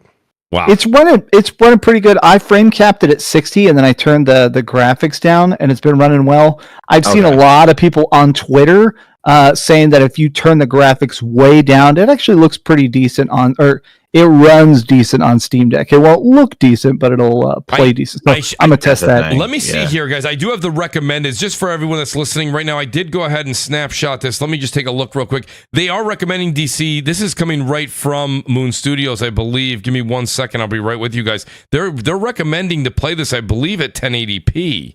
Is that true? Yeah. That was the recommendation that I thought. Oh, yes, I didn't get the snapshot of it. I apologize, guys. Yeah, I saw 1080p 60 was the recommended. They were saying you at least have a 3070 card, and I don't know what they were saying as far as CPU, but I thought I saw at least a 12700 or something to that nature. I don't know. But yeah, that's and they're recommending 1080p. So that's Yeah, there's a lot there, right? So this is a game that a lot of people have been anticipating. I know console gamers are anticipating too. If it's this rough right now in early access, I would be surprised if we see this thing full release on PC and console. It sounds like DC we're looking at end of this year at the earliest. Yeah. I got a feeling it's going to be really polished when it's done, though. Yeah. Sometimes you'll play an early access game and it almost looks like Legos, and it's not fully built yet, but you can see the entire picture. I'm definitely getting that Lego vibe from this, and I actually like that. Where I'm like, okay, you got to build out more dungeons and tinker with the specs to make it all like look good. But I definitely can see the DNA, and I definitely think it's going to be great. Current form kind of rough, but I could definitely see what they're going for. Well, there you go, guys. I'm glad we can actually say that. I wanted to say they did say we're planning on a discounted price during early access that will then increase once the game hits 1.0 and leaves early access. If you purchase during early access, you will not need to make additional purchase at the 1.0. And they say that this one is the rich first chapter of a narrative campaign and replayable dungeon and purchasing and furnishing so your home. So it sounds like it will go up in price, guys. Not to say, I didn't think it'll probably go up to 70, 60. It'll probably go up to $60. I could see that. Mr. Badbit, you being a PS5 and PC gamer now, this is an early access game. You're a Souls guy, by the way, Mr. Badbit. Let's in case the audience didn't pick up on that. That's right. Platted Sekiro. Platted Elden Ring twice. Platted Bloodborne. You should. Wow, you really should take a bow, Mr. Badbit. Are you going to buy this game? Are you going in for early access? Dude, when they're like, we'll give you shiny things if you watch the stream. I'm like, I was there day one. Metroidvanias haven't really spoken to me that much, but I know of Moon Studios' quality with the Ori games, and they look beautiful. It's one of those games where I'm like, I know this is a fantastic. I just don't know why I can't break into it. Same. And so like for me, this is a genre that I love. I love Diablo. It's a game that I am about to play. I love the Souls-like, mechanics or nature of this game. So it's like you're mixing two of my favorite things. I'm absolutely looking forward to this game. I'm sad to hear, the current shape of it at launch, which is a bummer. But yeah, like early access, this thing's going to get ironed out by the end of the year. This is going to be a hopefully well-polished thing. That said, when we talk about like the future of platforms, this is definitely a thing where PlayStation could probably take some cues from, of like, listen, like, Steam has wish lists now, PlayStation has wish lists. Yep. I would like them to go, hey, listen, again, the future of the market is changing. Mm-hmm. Let's bring more early access stuff to this storefront as well. Yeah. But PlayStation absolutely needs better curation in order for that to happen. That Steam curation's garbage. But, I could see a lot of cheap platinum games taking advantage of that.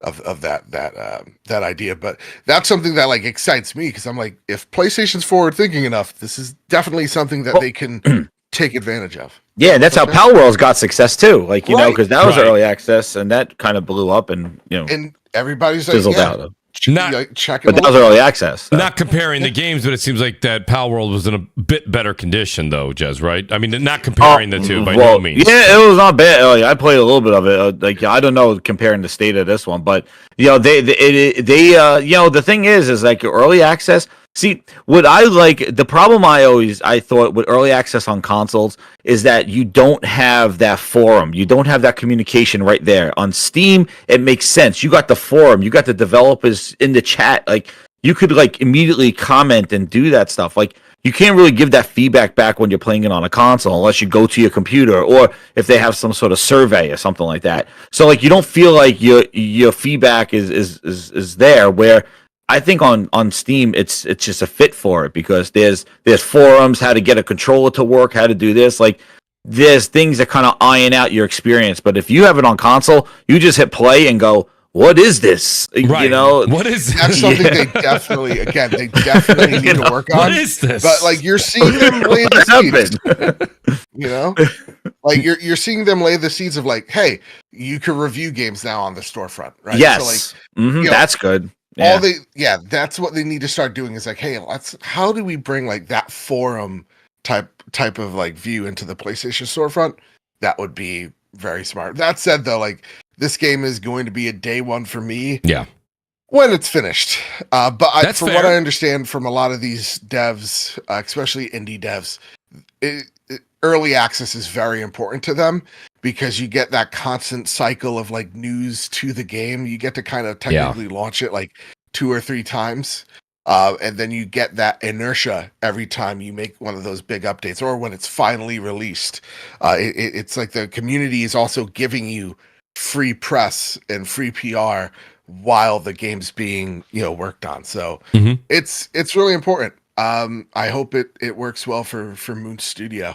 Well, that's and a lot of developers, I think, do it too to kind of keep funding the game. Like, at least they're getting some funds rather than just like expensing, waiting for that big launch. And if they don't hit certain numbers, all those expenses, they could kind of like gauge now, like as they're developing, getting some money in to kind of recoup some of the expenses as they continue to build the game. So that's why I think it's good for them. But I think it definitely, if they could implement good systems, with great ideas come great, like your own responsibilities. Like if you want to put early access on there, give a feedback loop that you feel like, hey, let me report this, let me communicate, or is there a way for me to fix this? And that's why I always thought the Steam one was great because the community there that it builds in the forums and things like that. B Money, let me ask you a question, B, because I don't know if you planned on picking up No Rest for the Wicked early access or when it's fully ready for launch.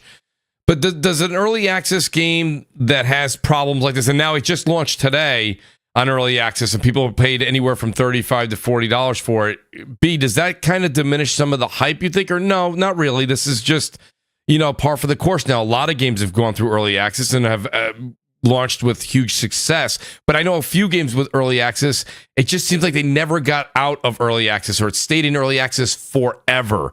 And when you get into that, that rut, it really does kind of sometimes diminish the title. B, what do you think? Yeah, I mean, I think that's just a gift and a curse of early access, right? Right. Like you're giving the consumer or gamers the chance to check out your product.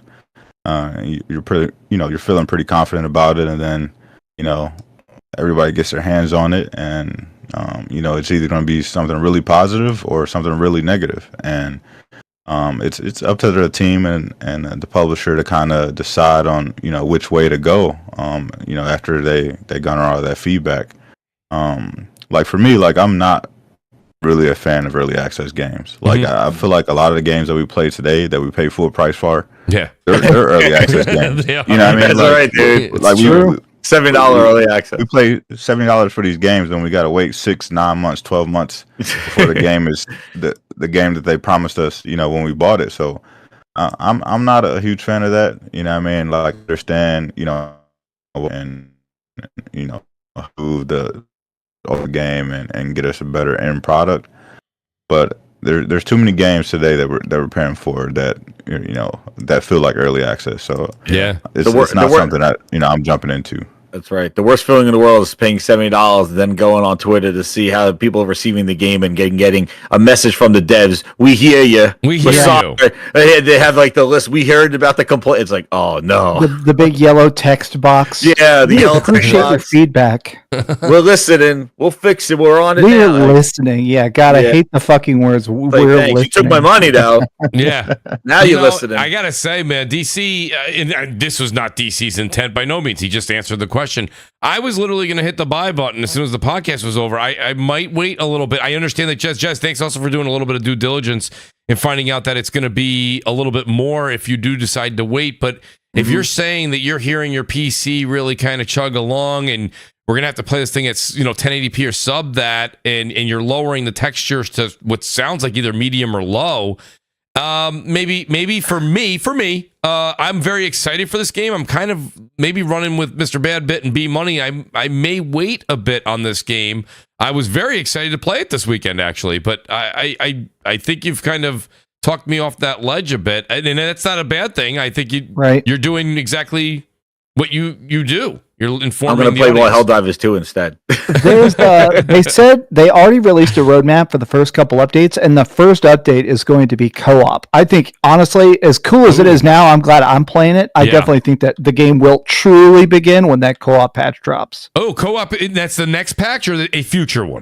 I think that is the first patch, is the co-op patch, where you're going to play this version of the game, but with a little bit of...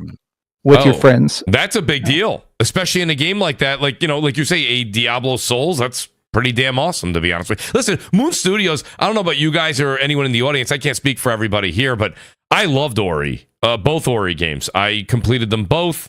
I would have liked to have said I 1,000 them and got 100%, but I did my damnedest. I got quite a few trophies, achievements for it.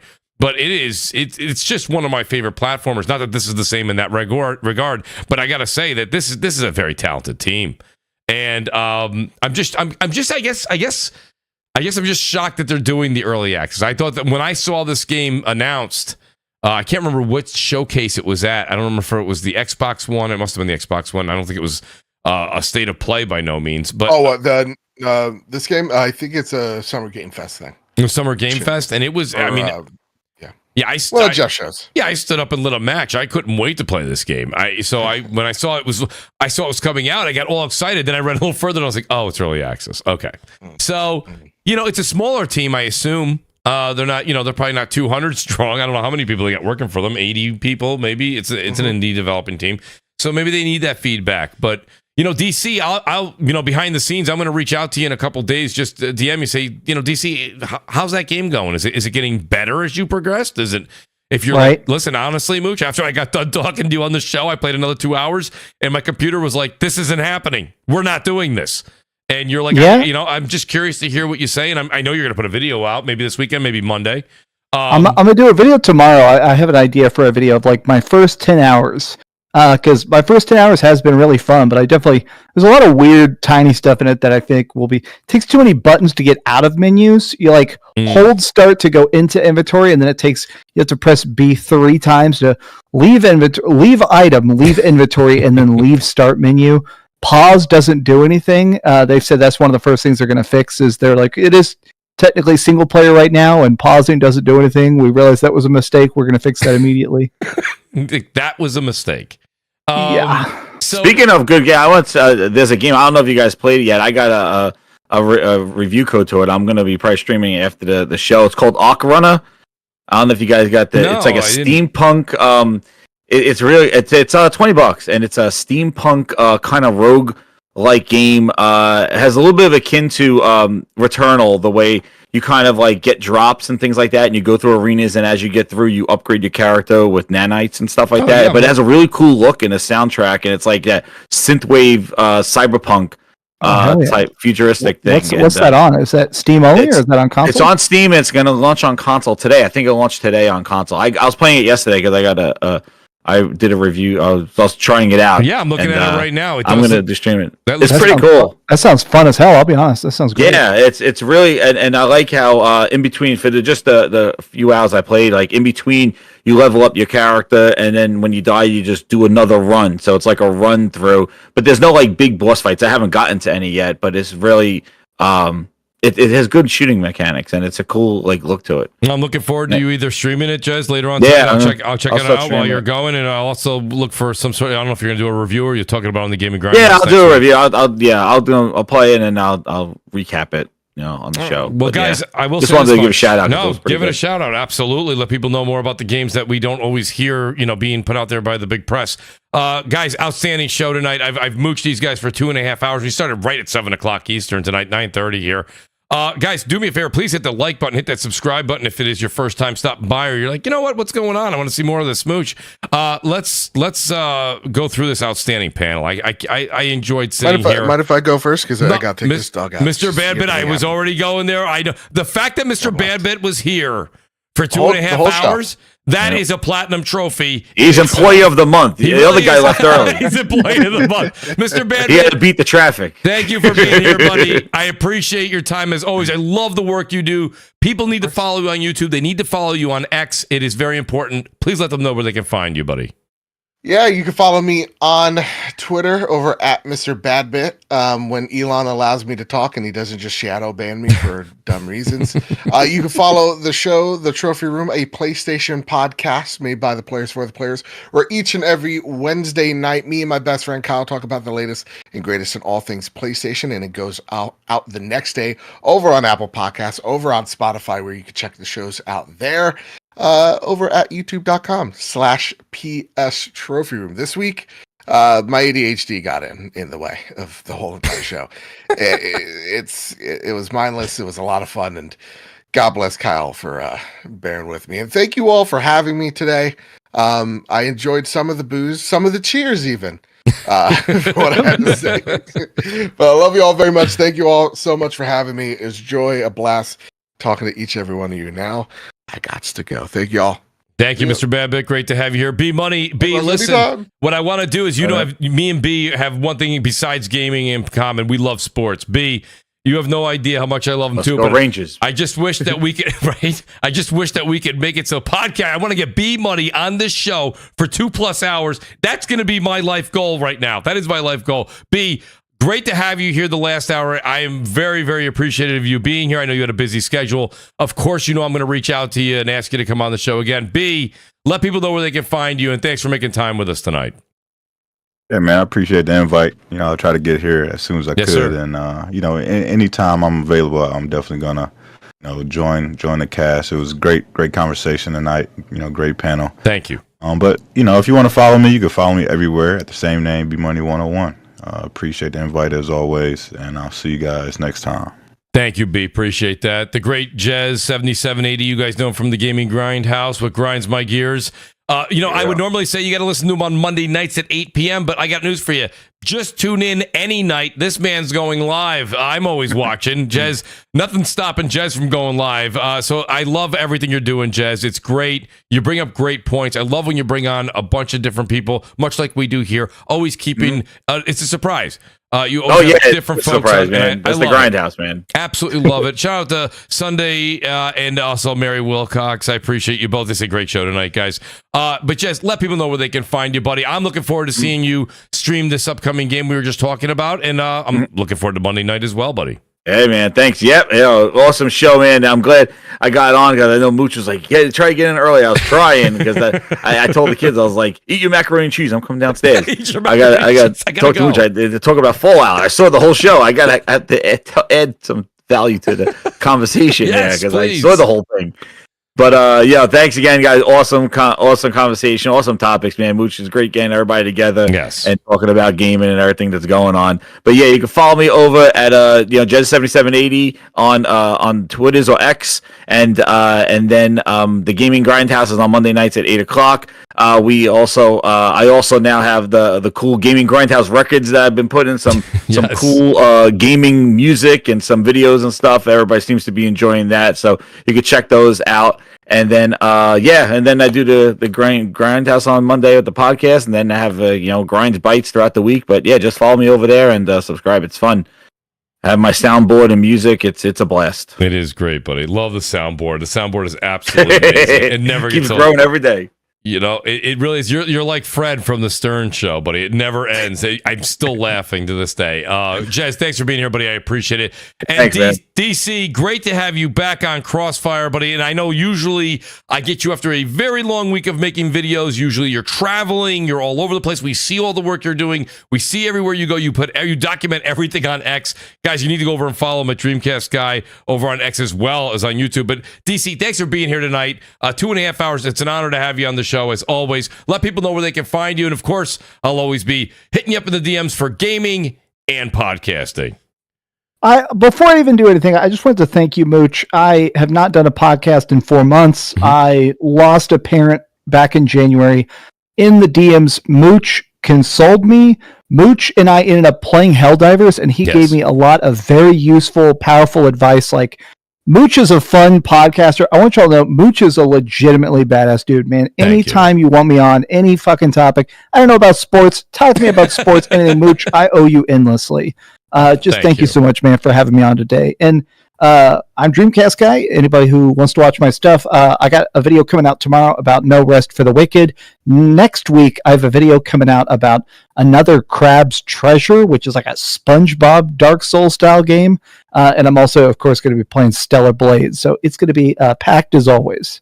DC, thank you so much for those kind words. It means a lot. And honestly, I've been talking to you for years, and I hope that goes on for ages longer. Great guy, guys. Go over there and check out the channel. Like I said, always talking about gaming, always uplifting. I've been down in the dumps myself. Go over to DC. What's he talking about? Games. Is enthusiastic about it. That's what it's all about, guys. That's what we're really here for. Just strike up great conversation. We play games, we talk games. That being said, I see a couple people in the audience asking, yes, we are going to be over on twitch.tv. The plan right now, your boy Roy and everyone that's asking, is it's going to be Saturday. I'm hoping for a Saturday. Definitely Sunday. Saturday's a maybe, Sunday's a definite. We're going back into Elden Ring. We want to get that game completed. I may even go for the 100% before the DLC in June. We're going straight through. We've been doing 2 to 3 to 4 days a week, depending on the week with scheduling. Really appreciate it, guys. It's Mooch TV everywhere, M00CHTV. We'll be back next Thursday, 7 p.m. Eastern Time, right here on YouTube. Please hit the like button on the way out, guys. Let's get that up to 400 likes this week. I really appreciate it. And subscribe if you haven't already. We'll see you guys next Thursday. Peace out, good night, and enjoy your weekend. Yep.